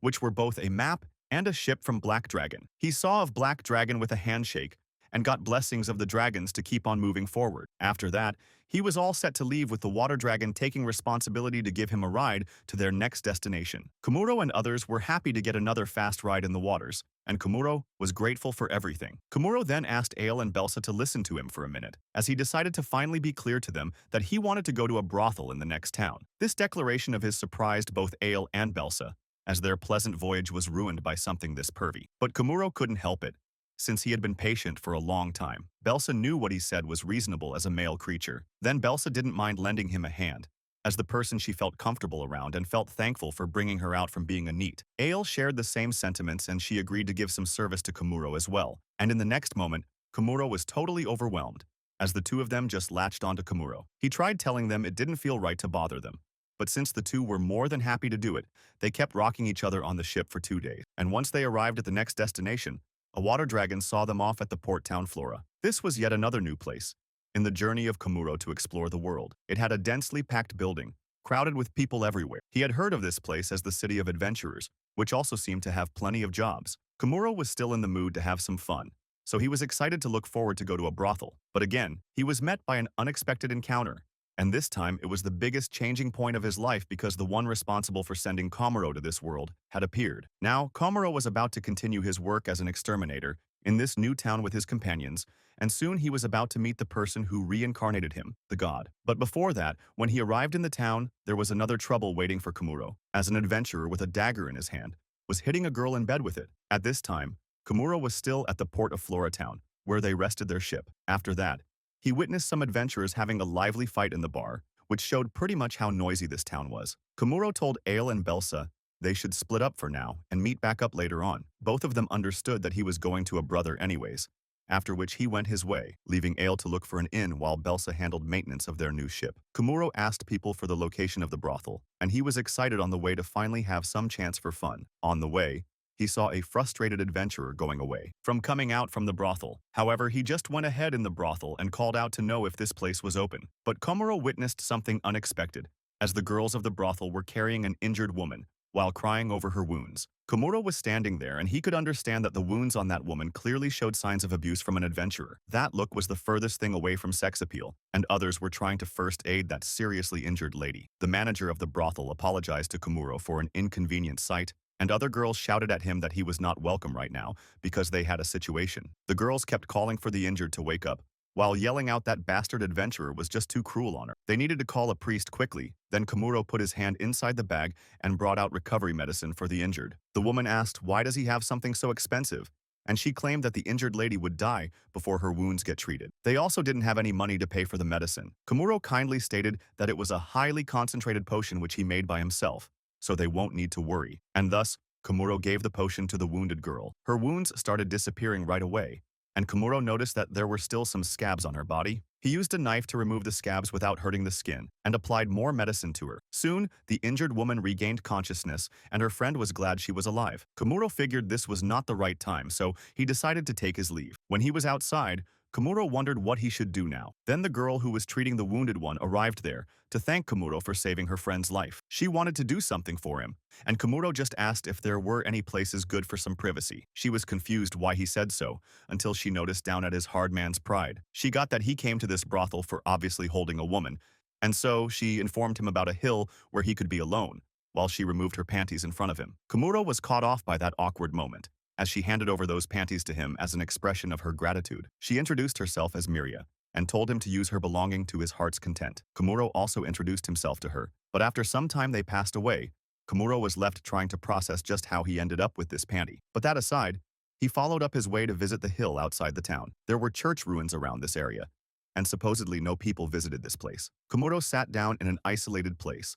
With the panty he got, considering it, at least something was better than nothing. But he had never done anything of pervy sort, so he tried thinking what to do with it. He wondered if he should put it on, and just then, a beautiful girl arrived there. She knew Kamuro for some reason and asked him what he was doing. Kamuro was totally jumped by the sudden appearance of hers, leaving the question where did she come from and who she was. The girl talked like she knew him, but even so realized this was his first time seeing her. So she reminded Kamuro about the time when he looked up to the sky and asked if the god was there. The girl replied the answer was sometimes a yes and sometimes a no. Kamuro was puzzled at the beginning, while the girl was calm, and he finally recalled the moment when he asked the god if it was there. The girl admitted that she was indeed the god, and Kamuro greeted her normally without being surprised. The reason he wasn't surprised was because Kamuro was now used to seeing unusual things. God was glad Kamuro had gotten used to this world. Then Kamuro asked her what God needed from him. She started to come here to deliver an ordinance. Then, suddenly, she noticed something in the sky and alerted Kamuro that someone weird was coming. In the next moment,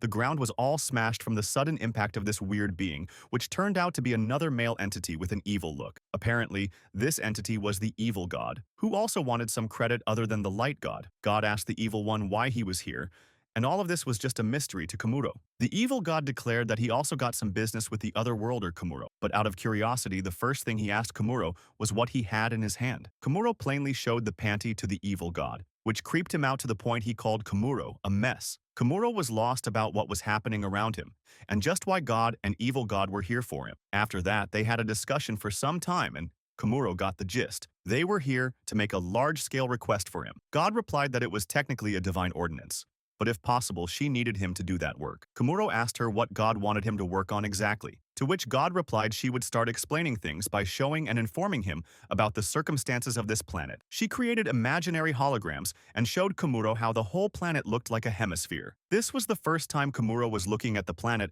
Then the god informed him that this planet was actually not just a hemisphere but a whole sphere, with the northern hemisphere being like a normal world such as Earth, while the southern hemisphere looked more like the moon. He recalled Irene also said something like that before about the planet, and now evil god asked him to take a good look at the blue-looking half at certain places, where wastelands were continuing to increase by time. It was because the heroes and the spirits nowadays were doing as they please, and Kamuro could see from his eyes this meant they were causing the environmental destruction. Kamuro noticed there were some shiny spots as well, and asked what they were referring to. Evil God replied that was the thing related to the request they had for Kamuro, and started explaining that these spots were called mana pools, because of which the southern hemisphere, which looks like the moon, was no longer able to use magic. Kamuro observed that not being able to use magic in this would definitely affect everyone, and the evil god added that it could even lead to the life loss of many monsters, plants, and humans that live in those mana pools. This was proving to be a global disaster, and Kamuro thought this was also the reason why the southern hemisphere was separated from the northern hemisphere. But the evil god replied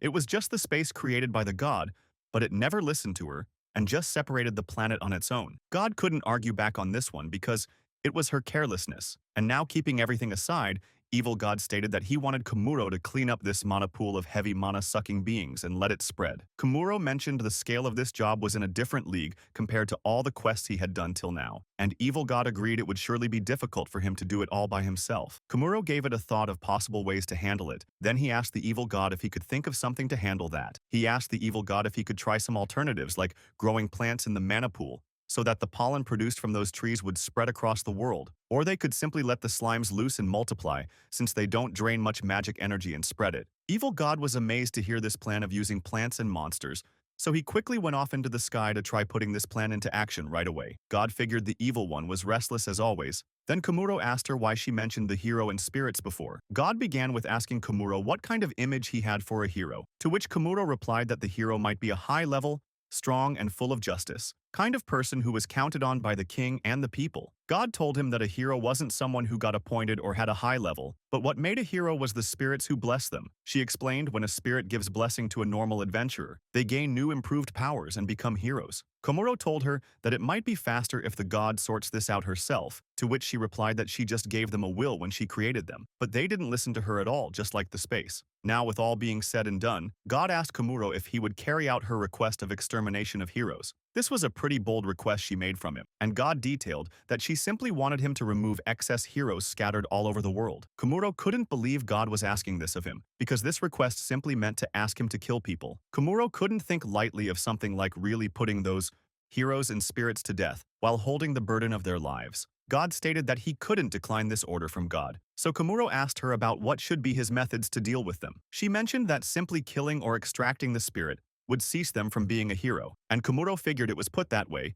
It means that God didn't actually want to kill those people. So she smiled when she saw Kamuro with an agreeable face, as he accepted the request. Now things were going to change in this port town for Kamuro, as he mentioned to God that this request of hers was really troublesome. She asked Kamuro if he had a general idea of everything she said, and he said he just felt all of it was so random to change his plans suddenly. She figured that must be how other worlders would get, and then Kamuro got to the main topic and told her that he had an idea of how to go about to complete this request. After that, he went back to the city's merchant guild, and there he paid a visit to the counter. He filled in an application for starting a cleaning and pest control business. Kamuro agreed and stated he wanted to start a company to continue his requests from now on. Later on at the inn, Ale and Belsa asked if he really made a company just because of all the work. Kamuro mentioned it would be the theme of their work, and there, they would be able to pick up more work directly. He had came with this strategy since it would waste a lot of time searching for heroes around the northern hemisphere. He thought, if he could make a company and recruit more employees, he would be able to dispatch them to various locations, which would form a good information network, which would make it a whole lot easier to track heroes. At the Merchant Guild, he was told that to start a company they would need someone who had done business in town before. When Kamuro went to the brothel at his request, they vouched for him as repayment for the recovery medicine. He was glad to have their help, and while filling the form, he was recalling in his mind how those two gods just put him on the extermination request, and he would now have to do what he needed to do under running this company as its president. Kamuro knew the gods asked him to deal with both heroes and spirits, but if possible, Kamuro wanted to provide gods with enough evidence that spirits would be revoked from using their power unnecessarily. However, he had an idea that he might need to really have a method of extermination of the main hero. He looked up and saw Ale and Belsa talking to each other cheerfully. Kamuro wondered if it would be safe to take on heroes, since it wasn't like they would just let him exterminate them obediently, so there was always the possibility of a bloodshed. Kamuro was unsure of many things like what sort of allies he should gather from now on or what not, so Ale called him out. She informed him that she would be the vice president and Belsa would be the head researcher of his company. Kamuro was level-headed for a moment until he realized that these two had already planned to join his company. Ale gave him the assurance they won't be parting here, and she believed she would become stronger if she was with him. Belsa had similar opinions because she liked the life around Kamuro. Kamuro thought back on their joining, and he figured that he really needed manpower right now, and these two were both excellent choices. He was sure they would be all right, and he accepted their decision to join. Ale quickly began with making demands that her basic salary would be 1 gold coin per month, and as for Belsa, she stated she would be charging for expenses separately. Kamuro figured it would be all right to leave deciding on the prices, since he wasn't familiar with the prices in this world. After 2 days, he received a notification from the Merchant Guild that his application had been accepted, and the guild also provided him with a merchant certificate, which would be needed by anyone who wishes to conduct business. Kamuro made this declaration to Ale and Belsa as well, that the Kamuro Company was now established. He was pretty amazed, as he never expected to become a president of his own company, which made him pretty happy. He announced for everyone to get to work immediately, and Belsa suggested they should have lunch at the cafe while talking about their plans.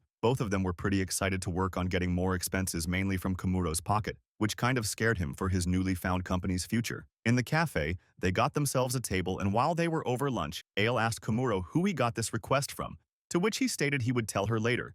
And for now, they need to talk about how to gather more manpower to increase their allies. Belsa stated they could hire a captain, who could take care of the ship they got from Black Dragon so that others could rest while sailing overseas, whereas Ale said they should also look for one with good physical strength so that they would be useful in travels as well and she could train together with. It was her former guild instructor talking at the moment, and Kamuro laid down his opinion that he wanted to have someone with skills like sewing so that he could get the same uniform as his for all the employees. Now that they talked about what kind of people they need, it narrowed down Kamuro's task to look for at least 2 people satisfying these criterias. They quickly finished their lunches and Kamuro went to the guild, while thinking that they needed to advertise their company as well. He had Ale and Belsa go and look for jobs, while he would post more about the jobs for hire in the guild, and also check out quests for him. It took some time for Kamuro in the guild to fill up all the details in the job notice, and he hung it up on the wall. The job poster said recruiting personnel with ship handling and seeing skills. At the same time, Ale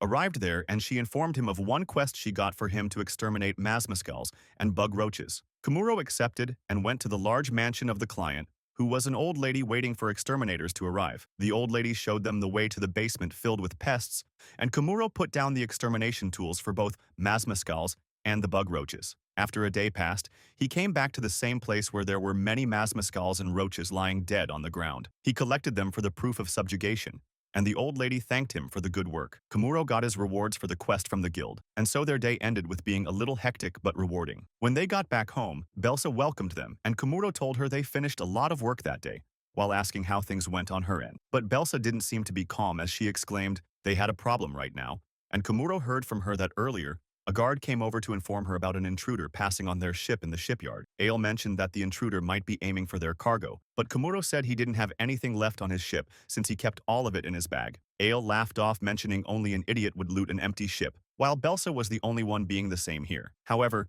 Kamuro decided to pay a visit there and asked the other two to rest for tomorrow. Kamuro left right away to check things out in the shipyard, and when he arrived he noticed that the shipyard was already full of chaos. The workers there were all in commotion to find the intruders which seemed to be around the area. Kamuro entered the building and the owner of the shipyard told the workers to let Kamuro in and close the door quickly so that the intruder wouldn't escape. The shipyard owner apologized to Kamuro for the trouble, and Kamuro asked what was the situation here. Shipyard owner replied it was a catfolk, and currently somewhere inside. The workers were losing sight of that intruder and couldn't see him. But as for Kamuro, he spotted the guy pretty quickly and asked the shipyard if that intruder looked like a young boy in tattered clothes. The shipyard owner was pretty amazed by Kamuro's sharp eyes, and the intruder was now about to go for the last speed run towards the gate. Kamuro figured that guy might escape if nobody stopped him, so when the catfolk was near Kamuro, the intruder said, "See ya" to him, but Kamuro just told him to hold up right here as he snapped the intruder on head with just his finger. The intruder was sent flying meters away from just that, and Kamuro noticed he might have knocked him down. Kamuro called out the shipyard owner,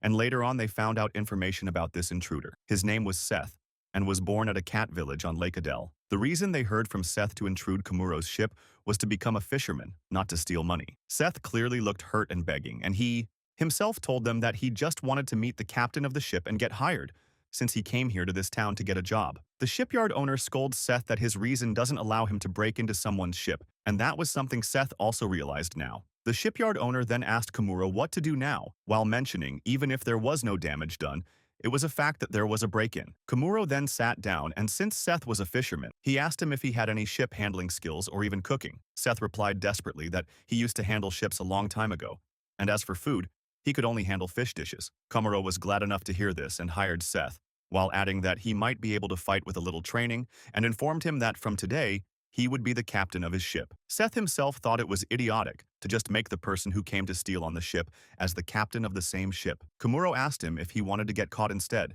and Seth's answer was obviously not. Now, Kamuro offered his hand to Seth while reminding Seth that he came here to make some money. Seth wasn't sure if this was all real, but to know it, he accepted Kamuro's hand, and to his surprise, Seth held Kamuro's hand with both of his hands, declaring that he would place his trust in Kamuro from now on. Kamuro said it was the same for him, and by night, they went and had a good sleep. Next day, the guild was as lively as always, and today there was a beast girl with horns who got interested from a job poster and decided to apply for a job there with hopeful eyes. After some time, Kamuro went to the guild, and there, the receptionist told him there was someone asking to join his company. Kamuro was excited after learning that, and he went afterwards to check out the applicant. He saw that the person applying was a girl from the Beast clan with rounded horns, and she looked to be from the countryside with a simple and cute face. He had the impression she might be right for the job, until he noticed she was having so much sweat from wearing thick clothes on this hot day. The girl introduced herself right away as Marimu, and mentioned she was here after seeing the recruitment ad. However, she suddenly started fainting while talking, and Kamuro quickly went to help her. He told her that he understands her sport, and he would hire her, but first, she should get better clothes. Later on, Kamuro and Marimu had a talk while walking in the town. He told her that she was accepted in the company, and he wouldn't be under her care now. Marimu apologized for startling him before, and she informed him that her parents used to work at a goat sheep ranch, so she was used to dressing like this. Kamuro took her to a clothing store, and he told her she could buy some clothes, and he would pay for it since she was his employee now. Marimu happily went and got herself a pair of clothes, and she removed those thick clothes without any hesitation in front of Kamuro. She was completely drenched in sweat, and after drying, she changed into the newly bought lighter pair of clothes. After that, she greeted Kamuro normally, and he was surprised to see how adorable she was looking in these clothes, with some good proportions. Marimu was feeling a little embarrassed in these unusual clothes, whereas Kamuro was just lost in her intense body. After that, he said they were all ready to head to his shop, and on the way, he thanked her for joining his small company. She was glad as well, and then they went to the food market, where they were about to have lunch together in a cafe with a lively atmosphere to welcome 2 new interns. Kamuro began their party by introducing their newest 2 members, named Seth the Beastman from Black Cat family, and Marimu, who joined to help with sewing and cooking. Ale was amazed to know Marimu was the only one who applied, and Kamuro mentioned they were not known, so it was expected. Next, Ale took her turn to introduce herself as Ale the Warrior, with the title of Swordsman and Dragon's Guardian. Kamuro asked her if her title wasn't the Sword Demon anymore, to which she replied it apparently changed because of the incident with the Light Dragon. Then Belsa introduced herself as a magician, who intended to devote her whole life researching monsters, and she had the title of Dragon's Guardian given by Black Dragon after their quest. Meanwhile, Kamuro was confused why he didn't have any title, so when he was about to introduce himself, Seth expressed his amazement to how Ale and Belsa were both title holders. Kamuro asked them why having titles was such a big deal, and Seth informed him that there were only 10 people in this country who were title holders. Ale laughed it off and mentioned that titles were not a big deal, especially with Kamuro being around. Seth wondered why that was, and Ale asked Kamuro what his current level was. Kamuro replied he was level 91 right now, which was a jaw-dropping moment for both the newcomers. Seth and Marimu both fainted after looking at his guild card. Unfortunately, the surrounding patrons didn't pay much attention to their talks due to all the noise. Seth was feeling like he was scouted by someone absurd, whereas Marimu asked Kamuro what kind of extermination work he does. He informed her that they originally handle insects like cockroaches and troublemaking musmascals. He mentioned that girls don't usually like this kind of work, and asked Marimu if she was okay with all the blood and insects. Seth was not feeling well after hearing about blood, and Belsa told him not to talk about things like these over food. Kamuro did so knowing it was good to be clear about things, As for Merimu, her reaction was totally opposite and she was excited instead to carry out the extermination work as well. Belsa figured she would be fine with cadavers in that case, to check her resolve. Merimu started telling them about how she was once in a near-death state because of being bitten by a poison spider. She got to learn that day how even insects could be life-threatening, so she started thinking of them as something to be wiped. Not only that, but she had witnessed a lot of blood as well in the work she was used to before in her hometown, so she was certain that she could handle all the work. Kamuro realized after hearing this that he might have hired a psychopath,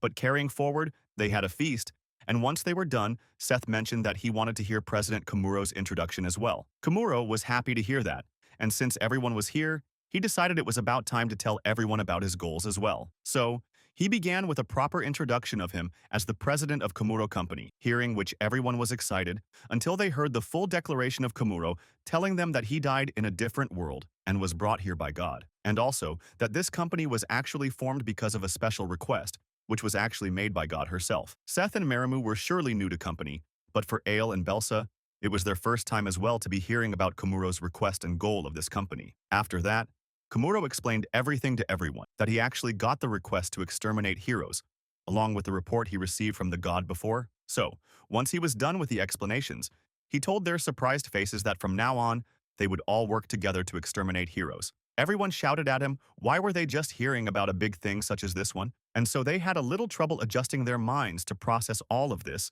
including the never confirmed before the existence of God. After a minute, Belsa asked him if he was really saying that they need to exterminate heroes and clean up the northern hemisphere, and Kamuro confirmed it while mentioning the situation of the southern hemisphere. Belsa had a moment to herself for thinking, and she came out with the conclusion that Kamuro was actually on a mission to save the world. Kamuro didn't think that much about it, so he just raised his glass and announced to everyone to get on to saving the world together. They were surely shocked to hear this big reveal from Kamuro, but either way, things for them had started towards their mission for the extermination of heroes. It was a pretty major job for everyone, including the newbies, and the day ended with more surprises for the future. Next day in the early morning, the town was as lively as always, and Kamuro headed out with a map in his hand, which he got from the Black Dragon before. It showed the location of town flora, forests, grasslands, Black Dragon's mansion, and the deserts. Kamuro could understand things about the continent from the map, except the areas which were too small to be on the map. He figured that they would still need to move around a lot to gather some information.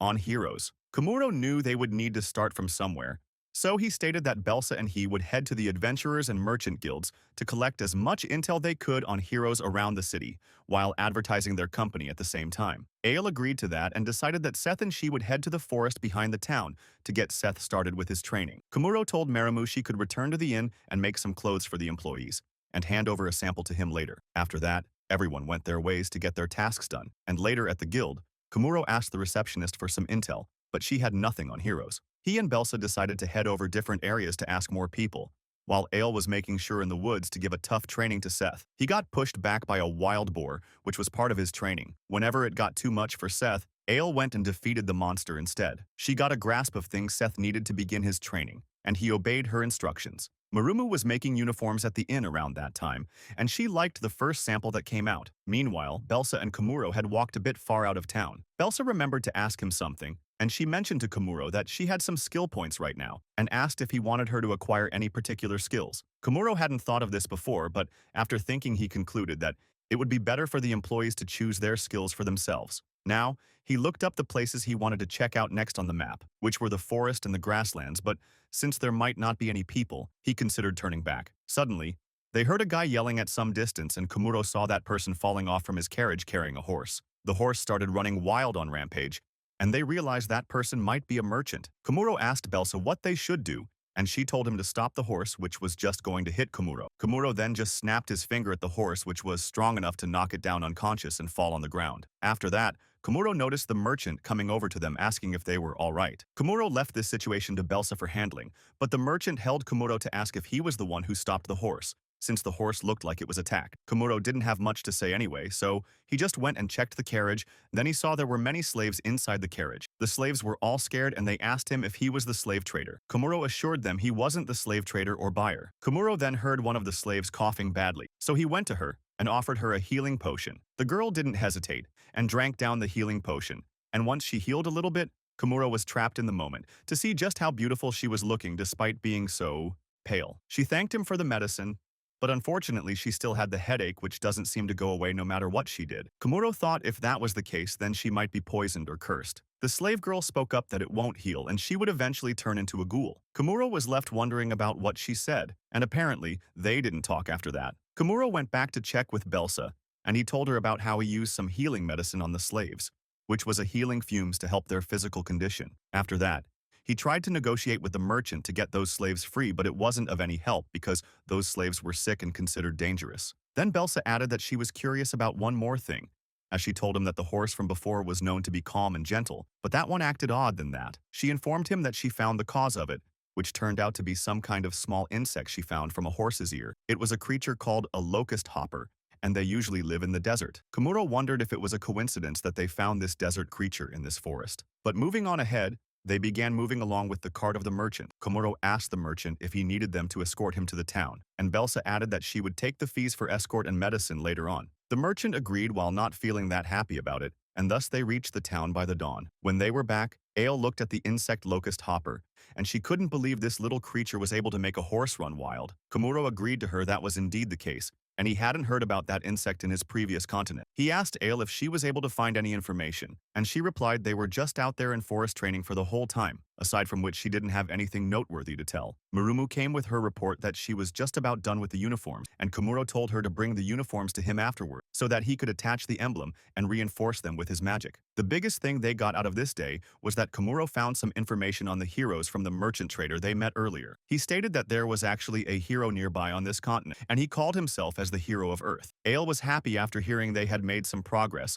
whereas Kamuro thought that they might be having to deal with something troublesome related to this insect. Belsa asked him if this was his extermination intuition, and Ale added that was just like Kamuro to know more about these creatures than even monsters. Kamuro smiled it off, and now it had gotten too dark, so Ale went to her bed, and Kamuro sent everyone else the same time to prepare for a rough day. Meanwhile, it was yet to be known just what this small insect in the jar was capable of, or what trouble it was going to cause. Next day, Kamuro and others were gathered to know their tasks for the day. Kamuro told Time he would be going to the Adventurers Guild to inform them about the locust hopper. Ale asked him if he was that interested in that insect, to which he agreed and mentioned that in his previous world, there were similar insects like that, which were well known to eat all the crops and cause colossal damage to the people. Ale hadn't heard about anything like that.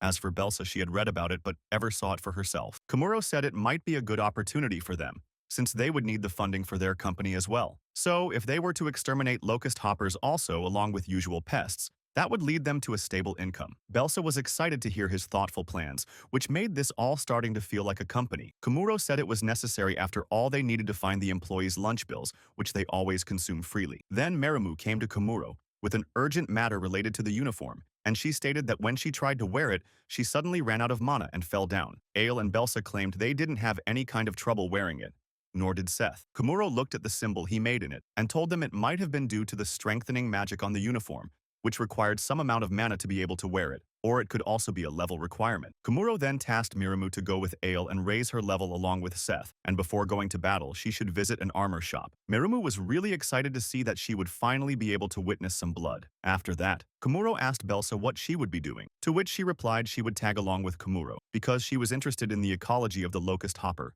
Now that everyone's tasks were decided, they left on their own ways to make progress. At the government office of the town Flora, Kamuro was asking for guidance from the receptionist, and she pointed towards a stairway which led to a basement. It was dark, and as they kept walking there, Kamuro wondered if they would find anyone here. Kamuro figured that must be it, since the receptionist suggested he ask the guildmaster about it, so he must be here. Once they arrived at a room inside this dark place, they noticed some light, and upon knocking the door, Kamuro entered and introduced himself as the Pest Control Department. He reported the matter he came here for, which was of the locust hopper. An old man welcomed them with a smile, and he introduced himself as the landlord and the guildmaster Riddle Blacks. While they were having introductions, Kamuro assessed this room was quite wide and luxurious for a single person, and there were so many books and materials related to town piled up everywhere. He learned that Riddle Blacks turned out to be the cousin of the king who governed this whole continent. Kamuro wondered why such a great person was examining things from underground, but either way, they continued to talk, and Riddle stated he was just reading about the records for the locust hopper. Riddle informed them that about 30 years before, there was a locust hopper outbreak in the northern desert, and according to records the time before it happened, there was heavy rainfall in the desert, and Riddle also added that reports of heavy rainfall had been coming for a few days as well. Belsa signaled to Kamuro these things could be related, then Kamuro reported to Riddle that he met a slave trader the previous day, and apparently he seemed to be running away from a flash flood. Riddle was shocked to know about that disaster, and he figured if that really happened, then things might become concerning. After that, Kamuro told him all about how he discovered one locust hopper, and according to past records and the heavy rain from a few days ago, things were really connecting and both Riddle and Kamuro were feeling some kind of emergence. Riddle then asked Kamuro if he ever heard of the damage caused by locusts, to which he admitted that they had been known to have brought kogai incidents, which were basically causing tremendous damage to crops in huge numbers, and once they start, the damage doesn't stop at one area. The damages were equal to the black storm which was predicted in the old book's prophecy. Kamuro asked Riddle if he had a gist, and Riddle stated he fully understood that if this were to become the reality, then the disaster from 30 years ago would strike again. However, it was just a hypothesis for now, so rushing into believing something from 30 years ago wasn't easy for Riddle. Kamuro said if that was the case, he would find out the cause and also the ingredients he would need for pesticides quickly. Belsa thought of coming up with making some medicine that was able to kill locust hoppers, which haven't been heard of before. Kamuro suggested to her that she should look into different flowers, because in his previous world, some sort of flowers were used as a raw material for pesticides. Belsa agreed to look further into it, and he suggested they should start researching from the place where they found the first locust hopper, the forest. Riddle asked him if he was really going to investigate this, without having any quest for reward, to which Kamuro replied he was just curious because it was his work, and for rewards, he would think about it if something really comes out from his investigation. After that, he and Belsa headed out for their work, and Riddle was impressed by their enthusiasm. Later on, Kamuro went somewhere else for a while, which was the church on the hill so that he could meet God. He informed the god that he would be continuing his work while looking for the heroes in parallel. God asked him if he only called her just to inform her, and Kamuro stated he just thought about reporting it. She was impressed by how properly Kamuro took things, and Kamuro claimed it was his pleasure to carry out his work right. God told him that his personality and gesture would surely be attractive to the people of this world, whereas Kamuro wasn't sure why. The god then stated she was fine with it, since this job didn't have any deadline, except being done before the world gets destroyed. Kamuro went back to meet up with Belsa after this errand, and then they planned on where to go with the help of a map. He told her that they would also check out the deserts after the forest, but she wasn't all that happy to see the distance they would need to travel. Kamuro then sat down and asked her to show him her shoes, and he applied some magic on them to generate a wind pressure. However, she quickly slipped from the top under much pressure, and Kamuro helped her from falling down. He told her to be careful, and from these shoes, she would now be able to run so much faster. Before they start running, Kamuro asked her if she enjoyed the desert at Marquez place before, and she agreed it was fun and noticed Kamuro was preparing to run as well. Kamuro nodded in response and started thinking how he should adjust his power since, even if he was level 91, he had never used his powers consciously before. He figured this might be a good time to test it out, so once he signaled Belsa to start running, both of them began with an extremely fast head start. Both of them were leaving trails of dust from their speed, and they were traveling faster than any vehicle or transport in this world. Belsa was really enjoying this fast speed, and she asked him how he was able to run so fast without any magic applied to his shoes. Kamuro told her he was still not using his full power, and soon, both of them were able to see the deserts which were very far but visible from the road to the forest. Kamuro stated he didn't pick up any locust hopper nearby within his detection skill radius, so they went deeper into the forest where they met the slave trader, and in that spot Kamuro started assessing their surroundings. Belsa asked him if the slave trader had said anything else, and Kamuro mentioned that from the slave trader's perspective, something jumped out of the bush which caused the horse to rampage. They figured it must mean there were more locust hoppers, so Belsa opened her bag and took out a net to catch more of them. For the time being,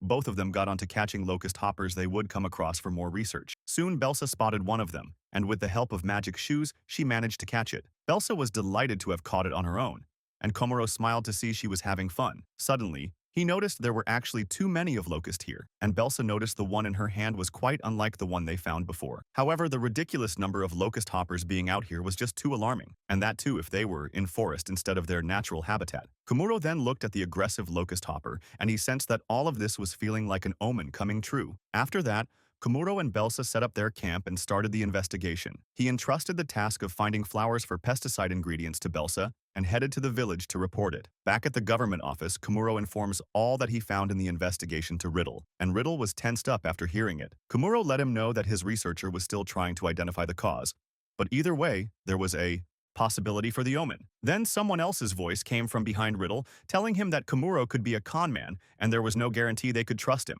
The one who said it was a dark elf, and he was actually the stepbrother of Riddle, named Jerry. Jerry told Riddle that if he needed help with anything, he would help instead of Kamuro. Now to move things forward, Kamuro showed them the locust hopper that he extracted from the horse, and stated his reasons and plan to establish an extermination method for it. He stated that working with Riddle would make things faster for them. Then Riddle exclaimed back at Jerry to make him understand that Kamuro was a rare person, and also an adventurer who was willing to deal with a locust hopper, unlike others without even having any rewards in it. Riddle made it final that he would now provide Kamuro with materials on his word. Jerry wasn't that happy about it, so he left slamming the door shut at them. Kamuro thought Jerry might have thought of him as a con man because of his looks, which does give off the vibe of a suspicious man. Riddle apologized to him for the trouble, and Kamuro said he was rather relieved from it because he realized there was someone who worried about Riddler in this huge room. Riddler felt shy from Kamuro's remark, and then he declared that since this was his town, he should do something for it just like Kamuro. He called him out to follow him, and then they went to the main hall of the guild to make a declaration to everyone that from here on,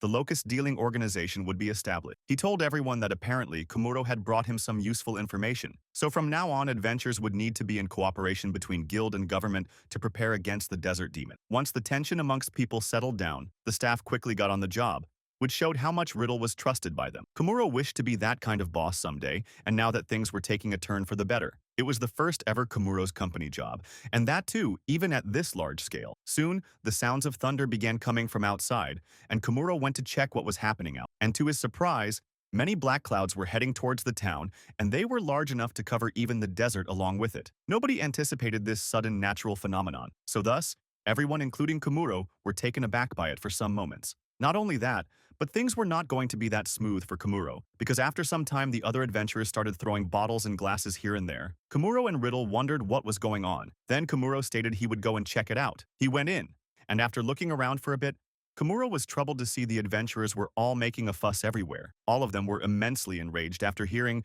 that they would have to fight some small locust hoppers, which wasn't even going to get them any pay. This disliked the fact that they traveled overseas for some money, and here they were getting something trivial and unworthy. The owner of the bar asked Kamuro to take cover, because adventurers were currently raging and shouldn't be bothered with. The owner informed him that just a moment ago, a staff member from the guild had come and requested their cooperation in defending against the oncoming Lucifer Hopper swarm, but it just enraged them into causing riots. The adventurers were also mad about how they couldn't even go somewhere else because the ships couldn't be sailed due to the storm. Then Riddle came to Kamuro and asked if everything was okay, and Kamuro alerted him that he better not come inside. Suddenly, a chair was thrown towards Riddle, and he barely managed to dodge it. Riddle was quite startled by it, so he fell down on his bum. Kamuro asked him if he was okay, and Riddle said he was okay, but this situation made him worried. Kamuro figured that adventurers surely make a lot of trouble, and then Kamuro got a call from someone. He picked it up, and the one calling turned out to be Belsa, who wanted to inform him that she managed to find a flower that locust hoppers seem to hate. She wanted to investigate it a bit more and tell him about it. Kamuro was happy to hear her progress, and he told her to continue her work. Kamuro shared this good news to Riddle, and Riddle was really glad to hear this news as well. He stated that he would send the word to the guild to speak with some florists from the west to manage materials. Suddenly, the sounds of an explosion came from some distance away from them, and Riddle wondered what that was. Kamuro saw there was a lot of smoke coming out from the areas of the shipyard, and at the same time, someone came to inform the chief Riddle saying they had terrible news, that another group of adventurers had apparently barged into the shipyard demanding a ship, and when they were turned down, they began fighting with the workers of the shipyard. Riddle didn't expect things would get this worse, right when the town needed to be unified and work together. Riddle couldn't think of how to sort all this out. Then Kamuro thought about something and decided to go back to the bar for a second. Riddle tried to stop him from going there between raged adventurers, but he smiled back saying he had something to try. Riddle didn't stop him then, and saw Kamuro going away. The office workers asked Riddle if he knew Kamuro had a plan, but Riddle was unaware of it himself. Meanwhile, in the bar, the adventurers' fury was causing more damage and making remarks that they should have never come to this town. The bar owner was more concerned about his place. Then he saw Kamuro returned again and shouted why he came back. Kamuro then asked the bar owner if he could break one table, then compensation for it later. The owner didn't understand him until Kamuro whispered his plan into his ears that he would be going to put up an act now to stop the adventurers. Owner was a little hopeful to hear that, so he allowed Kamuro to do whatever he needed with the table. Kamuro smiled kindly, and then he prepared his hands and adjusted his strength a little bit, while the owner was watching him, turning his expression into a more scary one, even intimidating him. Kamuro then went ahead and raised his fist above the table and slammed it straight on it, which resulted in causing a big impact on the table. The table was broken into pieces everywhere, and the sound of that crushing was so loud that it could be heard from meters outside the bar. Kamuro managed to get the attention of all the adventurers, and they stood looking at this old man with a scary face, telling them that no adventurer should get so worked up over some little insect monsters, and the ones who do are even smaller than them. The adventurers exclaimed who he was to try pulling this act of picking a fight. Then Kamuro yelled out at them to be quiet and said he was an F-rank adventurer himself, but he was still going to the desert because he at least got some pride in his physical strength. He asked everyone if it got on their nerves that an F-rank was saying all this to them, and started laughing. All the adventurers who heard him were all provoked to hear that, and exclaimed they were not running and listening to being looked down upon by a low rank made them mad. They stomped towards Kamuro, and it was when he muttered to them that if they wanted to go as well, then they would gladly fight with them. The owner thought he might get a say in this, so he shouted at the adventurers if they were so frustrated, then they should try going to the desert. Otherwise, they were just some cowards, not adventurers. It made them even more provoked, and thus, Kamuro attained what he wanted, as the adventurers told him not to underestimate them, since something like locust hoppers won't scare them. The adventurers all then decided to go to the guild in anger to join the locust hopper hunting organization, and stated they would call out any other adventurers they would see on the way to come along and show this F-rank with big mouth what real adventuring was called. Meanwhile, the shady and evil-looking Kamuro got back to normal, now that he achieved what he wanted from this act. He gave a thumbs up to the bar owner, and when he went outside, Old Man Riddle asked him what in the world did he do to make adventurers go to the guild. Kamuro replied he just simply stimulated their adventurer's spirit, which lit a fire in them. It made Riddle laugh to hear that, while Kamuro was just glad things worked out the way he wanted, and it would also settle down all the violence as well. He then told Riddle they should head back to the office to settle some arrangements, and make a device with a pump which could dispense a large amount of stored insecticide. In short, he wanted to make an atomizer, used for pest control. Along with them, Kamuro added masks to the list as well to handle the possible sandstorms. Riddle asked him how many people were necessary to carry out this mission in the worst-case scenario, to which he replied he couldn't tell because he had no idea of the scale of locust hoppers. It made Riddle worried, thinking if all of them could be stopped, and it made Kamuro realize that Riddle might act courageous on the outside, but inside he was anxious if things would work out in favor of the fate of this town. Kamuro took some time and responded that, from how he saw it, dealing with this disaster was near impossible, because he never heard of a case where people were able to proactively repel damage by locust swarms. He said sorry for being so honest, even if it sounded hopeless. Riddle told him he didn't need to apologize for it, and he understood things would remain uncertain until the end. Kamuro wanted to help him feel better, so he told Riddle that he came to this town after embarking on a long journey, but he had seen similar attacks like these before, and in those situations, some people used a plan to counter the locust's damage, but even so, dealing with a swarm was never a sure bet. So even after having the insecticide, they had no choice but to wait until this black storm passed. Food, crops, and every type of plant were devoured, and in the end, people were left with nothing but a wasteland. Riddle felt even more hopeless after hearing that, and had a sad expression on his face. Kamuro then noticed his clothes, and recalled how they had survived various situations where any normal clothing would have torn down, from fires, blasts, and even high speed. So, he spoke up to Riddle to tell him that they might be able to find a way out in this world. It brought a sparkle of hope in Riddle's eyes, and Kamuro said he couldn't promise it though, but would do everything he could. Riddle had faith in his words and he smiled, while agreeing they shouldn't give up this quickly. Kamuro looked into the sky and figured that things were going to be busy for him now. He recalled their voyage until now, how he met two comrades, and came to the town of Flora with them, and also met the god who brought him to this world, after which he got the unprecedented request from God to exterminate the heroes, and meanwhile he got to learn about a great disaster closing on the town of Flora. Up until now, he learned that locusts could be present in a swarm of a few hundred to several billion, and they could literally devour everything in their path. Kamuro figured that in his previous world,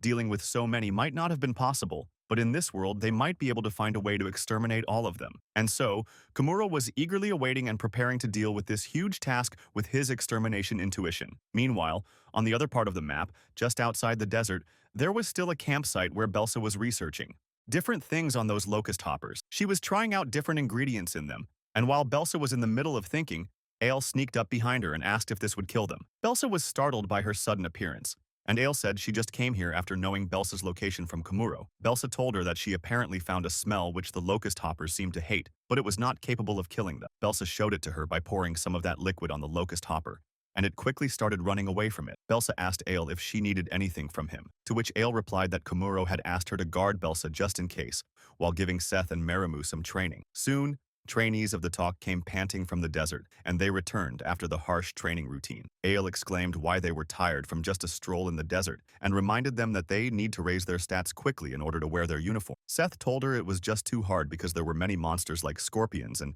desert salamanders in their way. After hearing that, Ale wished she could have seen those monsters. While Seth and Merimu barely made it alive, Ale gave them a scolding that they must work properly, so she told them to get moving for more training right away. Setha and Merimu called her a demon and devil, while Belsa was just glad she was a monster scholar and didn't need training. Ale sent them out in the desert to train more, and then Belsa asked Ale if Kamuro was in town right now. She replied he might be making some progress of his own right now, and then Ale noticed that the weather and winds have started picking up. Meanwhile, from the town, Kamuro saw that clouds were looking menacing as they started coming from the town's direction, and expected they might be seeing some downfall later. The adventurers were all gathered in the town to help out, and at the same time inside Riddle's underground room, Kamuro and Riddle were reading more about the history and things they could do to handle it. They had managed to get the cooperation from the shipyard, the florist, and the church, along with the adventurers of the town. Riddle figured that the main mission of the whole town right now was to depend on the establishment of an extermination method for locust hoppers. Kamuro was considering everything from torrential rain and flash floods, which would cause the outbreak of the locust hoppers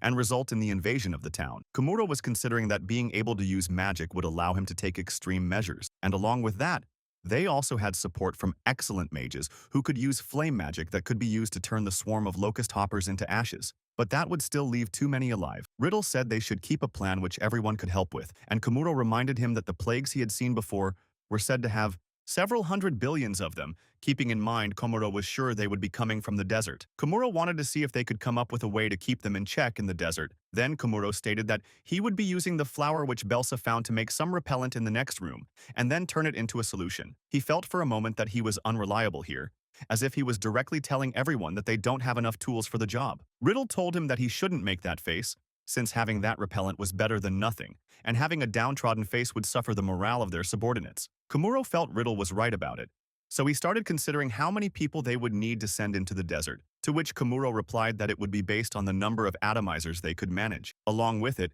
he thought it would be better to organize adventurers into a party with one exterminator for the locust hopper, a person to detect them, someone to combat the other desert monsters, and a healer. So he said they would need about 40 adventurers fitting these criteria. Then a guy from the shipyard came asking for Kamuro and asked him if he needed some things from them. Kamuro had been expecting them, and to Riddle's surprise, Kamuro said that he had tried making one atomizer by himself, and then he showed them how it worked by spraying some water. Kamuro then mentioned that the shipwrights might be able to use their handicraft skills to make atomizer from all the materials he had gathered beforehand. The shipwright remarked that the atomizer looked pretty simple to make, and he asked if they could perceive this request as a quest. Kamuro asked Riddle if he could provide some compensation to the shipwrights for this request, and Riddle observed that Kamuro was good at managing things. Then the shipwright realized that Kamuro might have been the one who was able to stop the adventurers' uproar. He thanked him a lot for that, since adventurers were also causing a ruckus there. Kamuro was glad these people were happy to help, and so the shipyard worker started assessing the atomizer,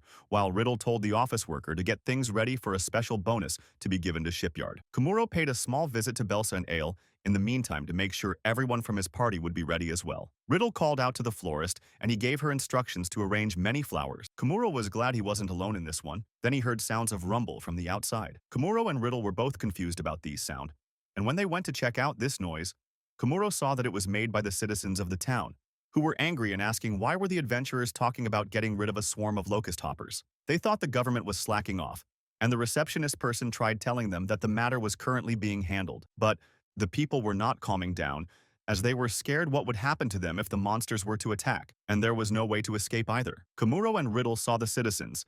Then they went to check outside, where surprisingly, the black clouds covered the whole town faster than they expected, making the omen come to reality. Riddle told Kamuro, when a heavy rain occurs in the town, it takes only some hour or a day to reach the desert, so they should hurry up with the arrangements. They kept making preparations until the night, and in the next morning Kamuro quickly headed out early towards the location of Belsa. He had been making rounds everywhere by running, and earlier he also had the florist to give him flowers. Kamuro stated he had been expecting more flowers, but apparently the florist brought all the flowers, which turned out to be less than needed. Kamuro took the responsibility to bring more flowers by himself. Riddle had tried to stop him because Kamuro had been working himself without sleeping, but Kamuro had confidence in his resilience, so he kept working hard for everyone's sake. Riddle couldn't help but remain worried, and after that, Kamuro ran where more flowers were grown. Kamuro accomplished the task of picking flowers as per their need, and he arrived back at the government office by the night. The counters were closed for the day, and when Kamuro entered the guild, he saw it was very quiet around here. He went straight to Riddle's room, and there, it was also very quiet. Kamuro checked the adjacent room as well, and after checking the place for a bit, Kamuro thought they might not be on working hours. He then met a receptionist who was very surprised to see Kamuro made it back so quickly. He asked her if everyone left already, and then she told him that wasn't the case. Kamuro was confused about it until she took him to the dining place where everyone was present with a feast prepared. Kamuro wasn't sure what was going on. Then Riddle told him that whenever there was a big job, one should be fortified with a good meal. So this feast was being held for everyone before the big event, especially for the ones working the hardest. Everyone offered Kamuro that he could ask for help from them if he needed more hands. Kamuro couldn't be sure what to say, so he asked first if it was okay for them to hold their staff stay back this late. Riddle replied it was at least better than letting monsters attack their town. After that, Kamuro had delicious delicacies, including the ones this town was famous for. Everyone was lively in this banquet, while Kamuro and Riddle sat back and saw them like adults. Riddle asked him if he was able to shake off his tiredness, which was pretty noticeable from his perspective. When Kamuro left to take more flowers, Riddle wondered why he was working so hard for a place where he doesn't even live. That conversation made them somehow feel like they were relying too much on Kamuro. Kamuro said that was unnecessary, and he just wanted to do the most he could for all of them. But he realized that he might have been too enthusiastic, since this was in line of his professional extermination of masmascals, hornets, and bug roaches. Riddle reminded him that this wasn't really a conversation to have while eating. Kamuro said sorry and claimed this was his first time exterminating locust hoppers, so it was kind of difficult and exhausting for him. Riddle understand that kind of thing happen often, and there were times in everyone's life when they push ahead themselves without knowing what was going to happen. He asked Kamuro to rely on them as well if anything happened.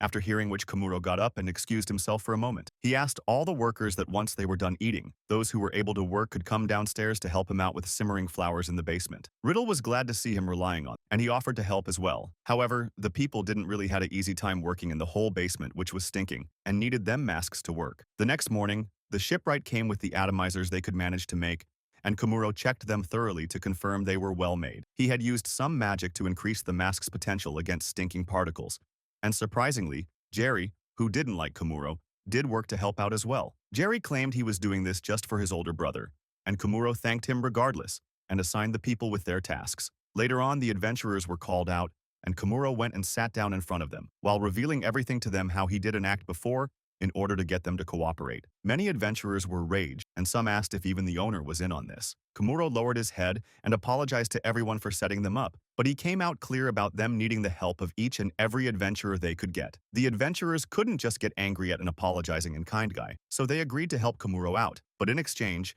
they wanted Kamuro to have a friendly sparring match against them later. Kamuro promised them that much at least, and thus the adventurers were all still motivated to round up those locust hopper bugs and crush them. Everyone's spirits were high, including the people of the town, who were now not causing ruckus but also lending their hand to others. Riddle was the one managing all the people, and Kamuro was glad to have him on their side. Once the drums with the explosives were all taken carefully, Kamuro witnessed everyone getting their carriage ready to head out after loading all the stuff. After that, Kamuro received a call from Belsa, and he asked what was going on. Surprisingly, she shouted out in excitement that she had finally managed to do it and found a plant that would exterminate the locust hoppers, named Magic Orba. Kamuro was moved to hear this news, and he praised Belsa for her hard work. He immediately shared this news with Riddle that his employees found a working pesticide, so they would be going to the campsite for a bit. Riddle wished him good luck and said they should head out to the desert as well. Suddenly, at that moment the black clouds were dense again, and a raindrop fell down slowly in the direction of Kamuro. Soon, it started raining,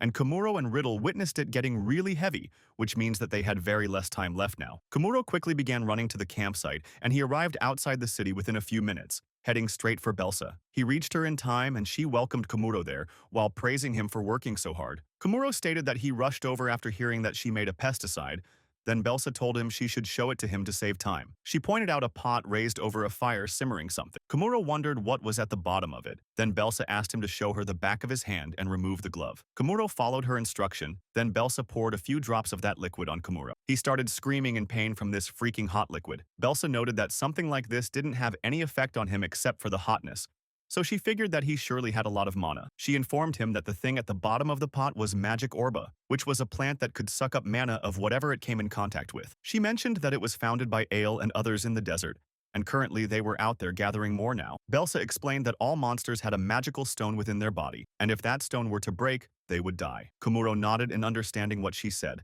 and Belsa informed him that this solution she made actually works by absorbing mana from this magical stone. She asked him to take a look, as she took out a locust hopper and put a few drops of the solution on it. It released a cracking sound, which was the sound of locust hoppers, mana stone breaking down, and emitted a red smoke from its mouth. Kamuro witnessed that the bug was dead just like that, and Belsa stated just one drop was more than enough to kill one locust. It was powerful in strength, so using it against a monster with very little mana sucked away at their mana in an instant. However, the downside of it was that nobody other than Kamuro and Ale would be able to use it, since just getting near this solution was causing headache even for her. Kamuro understood it wasn't something that anyone could use. Belsa unfortunately told him that they don't have much more time now, and she hoped she could have noticed it a bit faster, which might have produced some time for her to improve it. Kamuro told her this was already an amazing find, but Belsa told him it was wrong, as a chemical that only a small fraction of people could use was just incomplete in her vision. She meant this research was insufficient, and Kamuro didn't expect she was this strict on herself. Belsa then stated she found another thing, which was a watering can. She thought it would help out their situation, and Kamuro liked this adorable part of her. She then informed him that locust hoppers had the capability of exploding in numbers. That means there was definitely going to be a large swarm. After that, Kamuro made a magic circle for experiment, and it functioned to make sure not to let locust hoppers run away. He recalled that she was using something like a coil in that circle. She informed him it was an air plant, which could be seen in deserts. Then Belsa poured her watering can on the locust hoppers to check where they would run away, and it took shelter in that sur plant. Kamuro realized that if they use this strategy effectively, they might be able to get the swarm right where they want it. Belsa told him that wasn't all of it, but if they get them cramped in together, it would cause agitation between them, which might just work in their favor by slightly changing some things according to them. Belsa stated that currently, the places they could get the magic orba was the flash floods, which sweeps them away with it. So, according to her, they needed to collect those magic orba before the flash flood settled down, because Locust Hopper would rush to the south of the desert,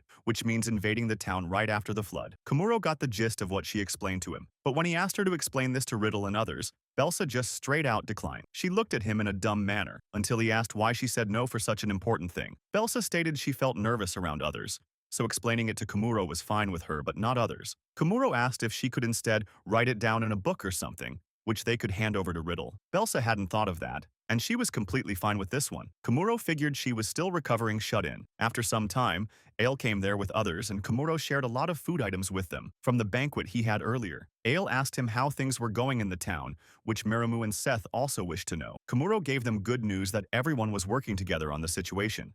But there was very less time for the locust swarm to attack, like any day now. He mentioned that they had already witnessed all the omens, and Belsa found out that the heavy rain was actually the trigger for this locust swarm. The black clouds were heading towards the desert, and Kamuro stated they would need to prepare before those clouds reached the north of the desert. He informed them that the scale of the locust swarm might be in the billions, which made Seth and Maramu worried. Kamuro assured them that they would surely stop it, and currently, Riddle and the adventurers were headed over the start of desert with some carriages. Once they reached their destination, Kamuro and his party would move as well. Later that night, the carriages arrived at the grassland camp, and without any delays, everyone else also set up their camps in line around. Kamuro gave precautionary instructions to everyone on how to handle supplies, and he even had Ale help with the work. The next morning, the heavy rain of the trigger finally poured down to the desert, bringing their preparation time to an end. Now, a heavy rain suddenly began pouring down on the ground, and Kamuro came out of his tent to see if Riddle and he found it unsettling, and the rain got all the tents musty and dusty. Kamuro used cleaning,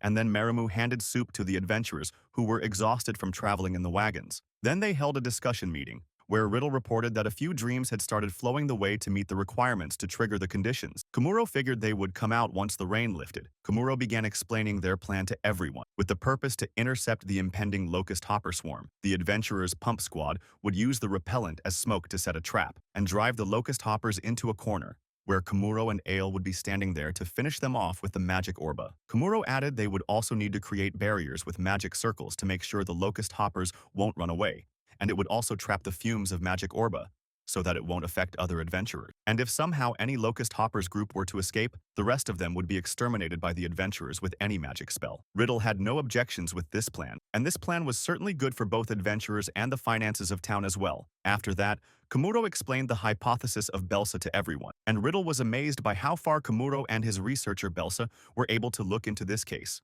After that, they were all stationed according to the plan by evening, and Seth informed Kamuro when the clouds looked like they were going to be lifted. Kamuro told Ale and Meramu to get ready to head out and gave them uniforms. However, Ale and Meramu began changing right in front of them, which made Kamuro really awkward, so he quickly stopped them and sent them to another tent to change. Now the Kamuro Company was all set to head out for their very first and big-scale task, and Kamuro was excited to see how well it would go out. Then they began emptying the drums and filling the pesticides in the atomizers, but after some time, Belsa told Kamuro something was not good. She told him that originally, they were going to use both the repellent and the magic orba from the town's end, but when she had the adventurers try using the magic orba, all of them felt dizzy enough to collapse. So, when Ale and Kamuro would be using the magic orba, none of the adventurers could be there beside them for support. That would mean for Kamuro and Ale to be alone, being attacked by countless monsters. Kamuro was as cool with it, and he asked Ale if she was okay. And when she heard being attacked by countless monsters, Ale couldn't help but be excited for it to begin right away, just like a true battle junkie. Now they began traveling towards their spot.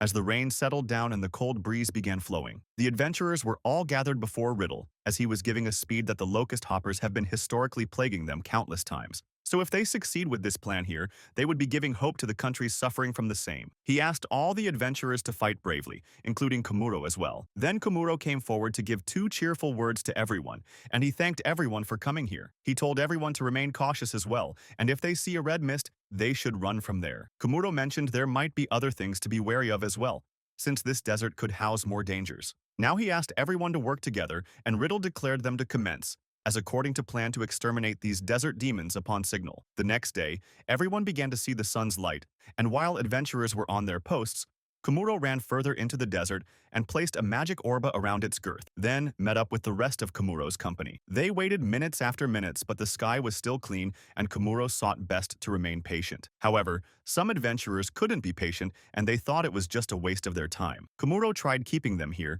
and suddenly, he sensed something with his detection skills. He saw one black dot, then a couple, and turned hundreds and thousands of black dots charging towards them. Kamuro alerted everyone that the swarm was here, and the sight they were witnessing didn't look like just a swarm, but the whole sky was painted black with too many of them hovering over the sky. All of them were mutated locust hoppers, and they were really dangerous. Anyone could tell that. Even Kamuro was a bit intimidated by this scale of attack as the locust hoppers charged towards the camp. Seth was scared to see so many of them suddenly coming over, and this blanket of darkness could easily even outlarge the desert around them itself. Ale and Kamuro kept looking at the incoming calamity, and before they came any closer, Kamuro was about to make his move. But suddenly, he noticed that a small group of locust hoppers split up from the main swarm, so he quickly put his hand on the magic circle and ignited the pesticide smoke canister. Once it exploded, the split-up group of locust hoppers faced the smoke, and they quickly turned back towards the main group. Riddle was afraid after seeing how many of them were among their ways towards the town, and they were sure to reach there after passing them. He was anxious about the lives of the townsmen, and Kamuro stepped up and asked Riddle to stay back. As he walked further,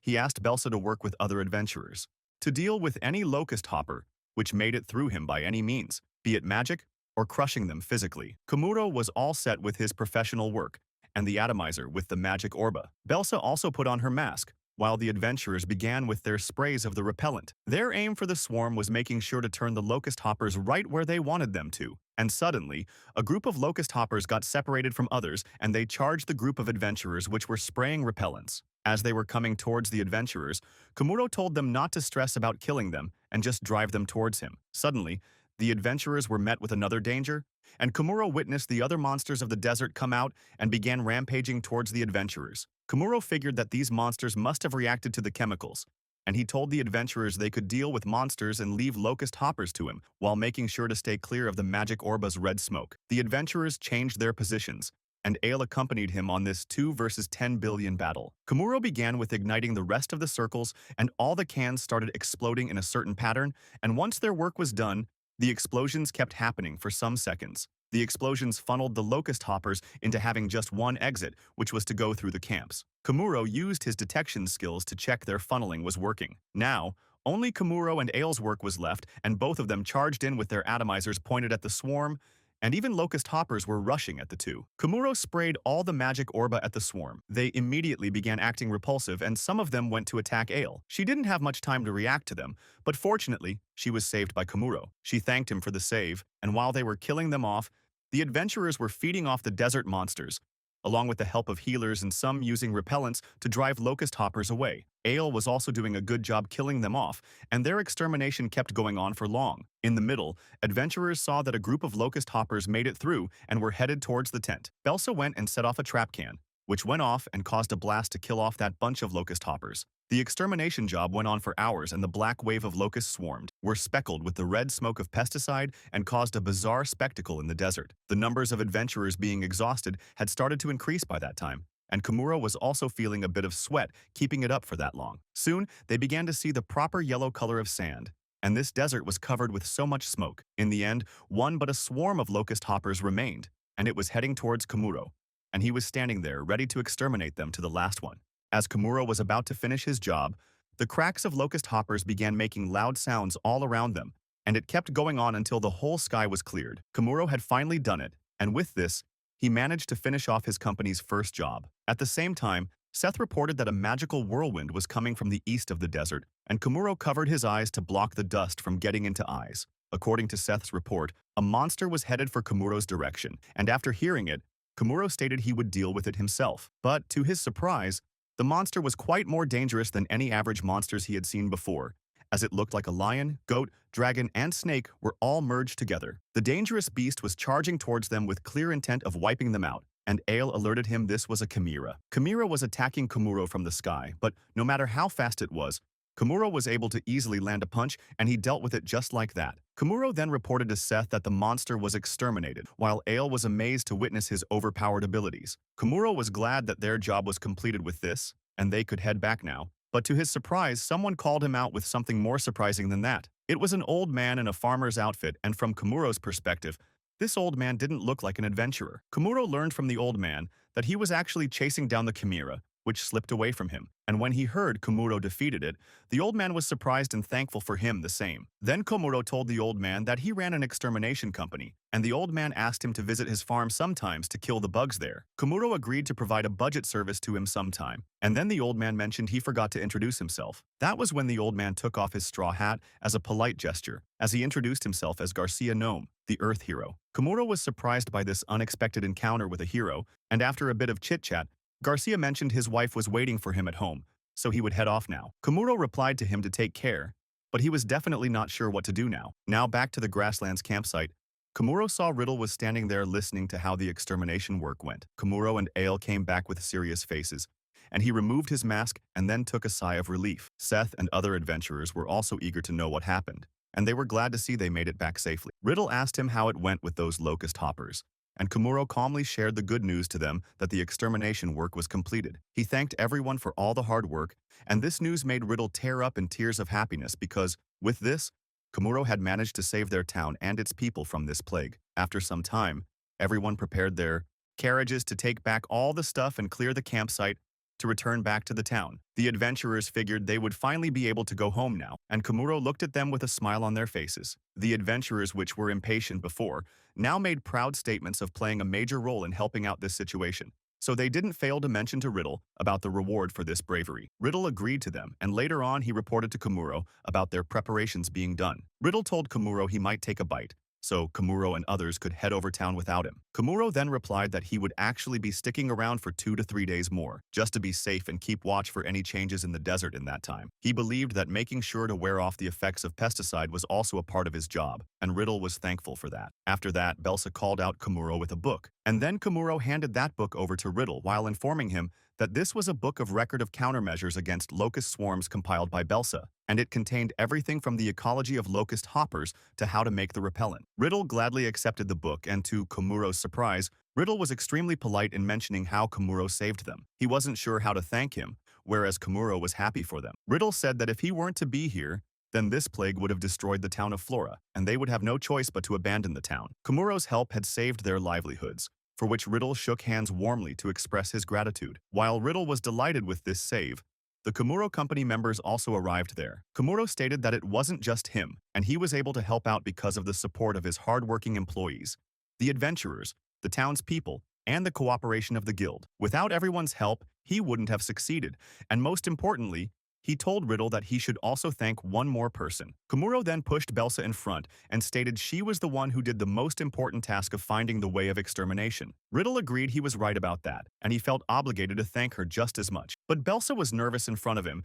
and she asked Kamuro if it wasn't needed. Kamuro mentioned to her that she was the one who played a very active role, but from her perspective, she just made something to kill the monsters, which was something Kamuro always does. Riddle giggled from seeing her nervous, and Kamuro told her that she didn't just make a way to kill them, but she also found a chemical way to deal with these locust swarms. And with that, she managed to bring down one of the plagues of this world, which was a big thing on its own. He told her she should take pride in it, so there was no need for modesty. Belsa realized just now that she actually managed to save the town, even if she was just interested in the monsters from the start and never looked at it from a savior perspective. Kamuro and Riddle were amazed to see how she saw things, and after they were left with many more words of thanks, the group of wagons headed back to the town. Kamuro's company members also came and praised their president for today's hard job. Ale also came forward to thank him, and she just hugged him, saying it was always fun to be around him. Kamuro exclaimed to her not to just hop onto him so suddenly, but she considered it was fine when it wasn't for him. Now, on the other hand, Belsa figured that she did save the lives of many people, and so, after thinking more about it, she told Kamuro cheerfully that there must be a commensurate reward for them all because of her. Kamuro was a bit shocked to see that even she could lose her modesty like that, but her words brought a very important thing to his mind, as he realized that he totally forgot to talk to Riddle about their reward as the lead group of this large-scale extermination. Ale and Belsa were mad about the hell he just said, whereas Maramu and Seth were worried about their pay. After that, they remained in the camp to watch over the desert's development, and Kamuro let this known to others. And while they were excited for spending more time here, Kamuro felt like now he needed to get back to his main work, which was the request from the god to exterminate heroes all over the world. The Earth hero Garcia was still on his mind, and as he recalled how he looked, Kamuro muttered in his mind that he might have to do it, even if Garcia seemed like such a good person.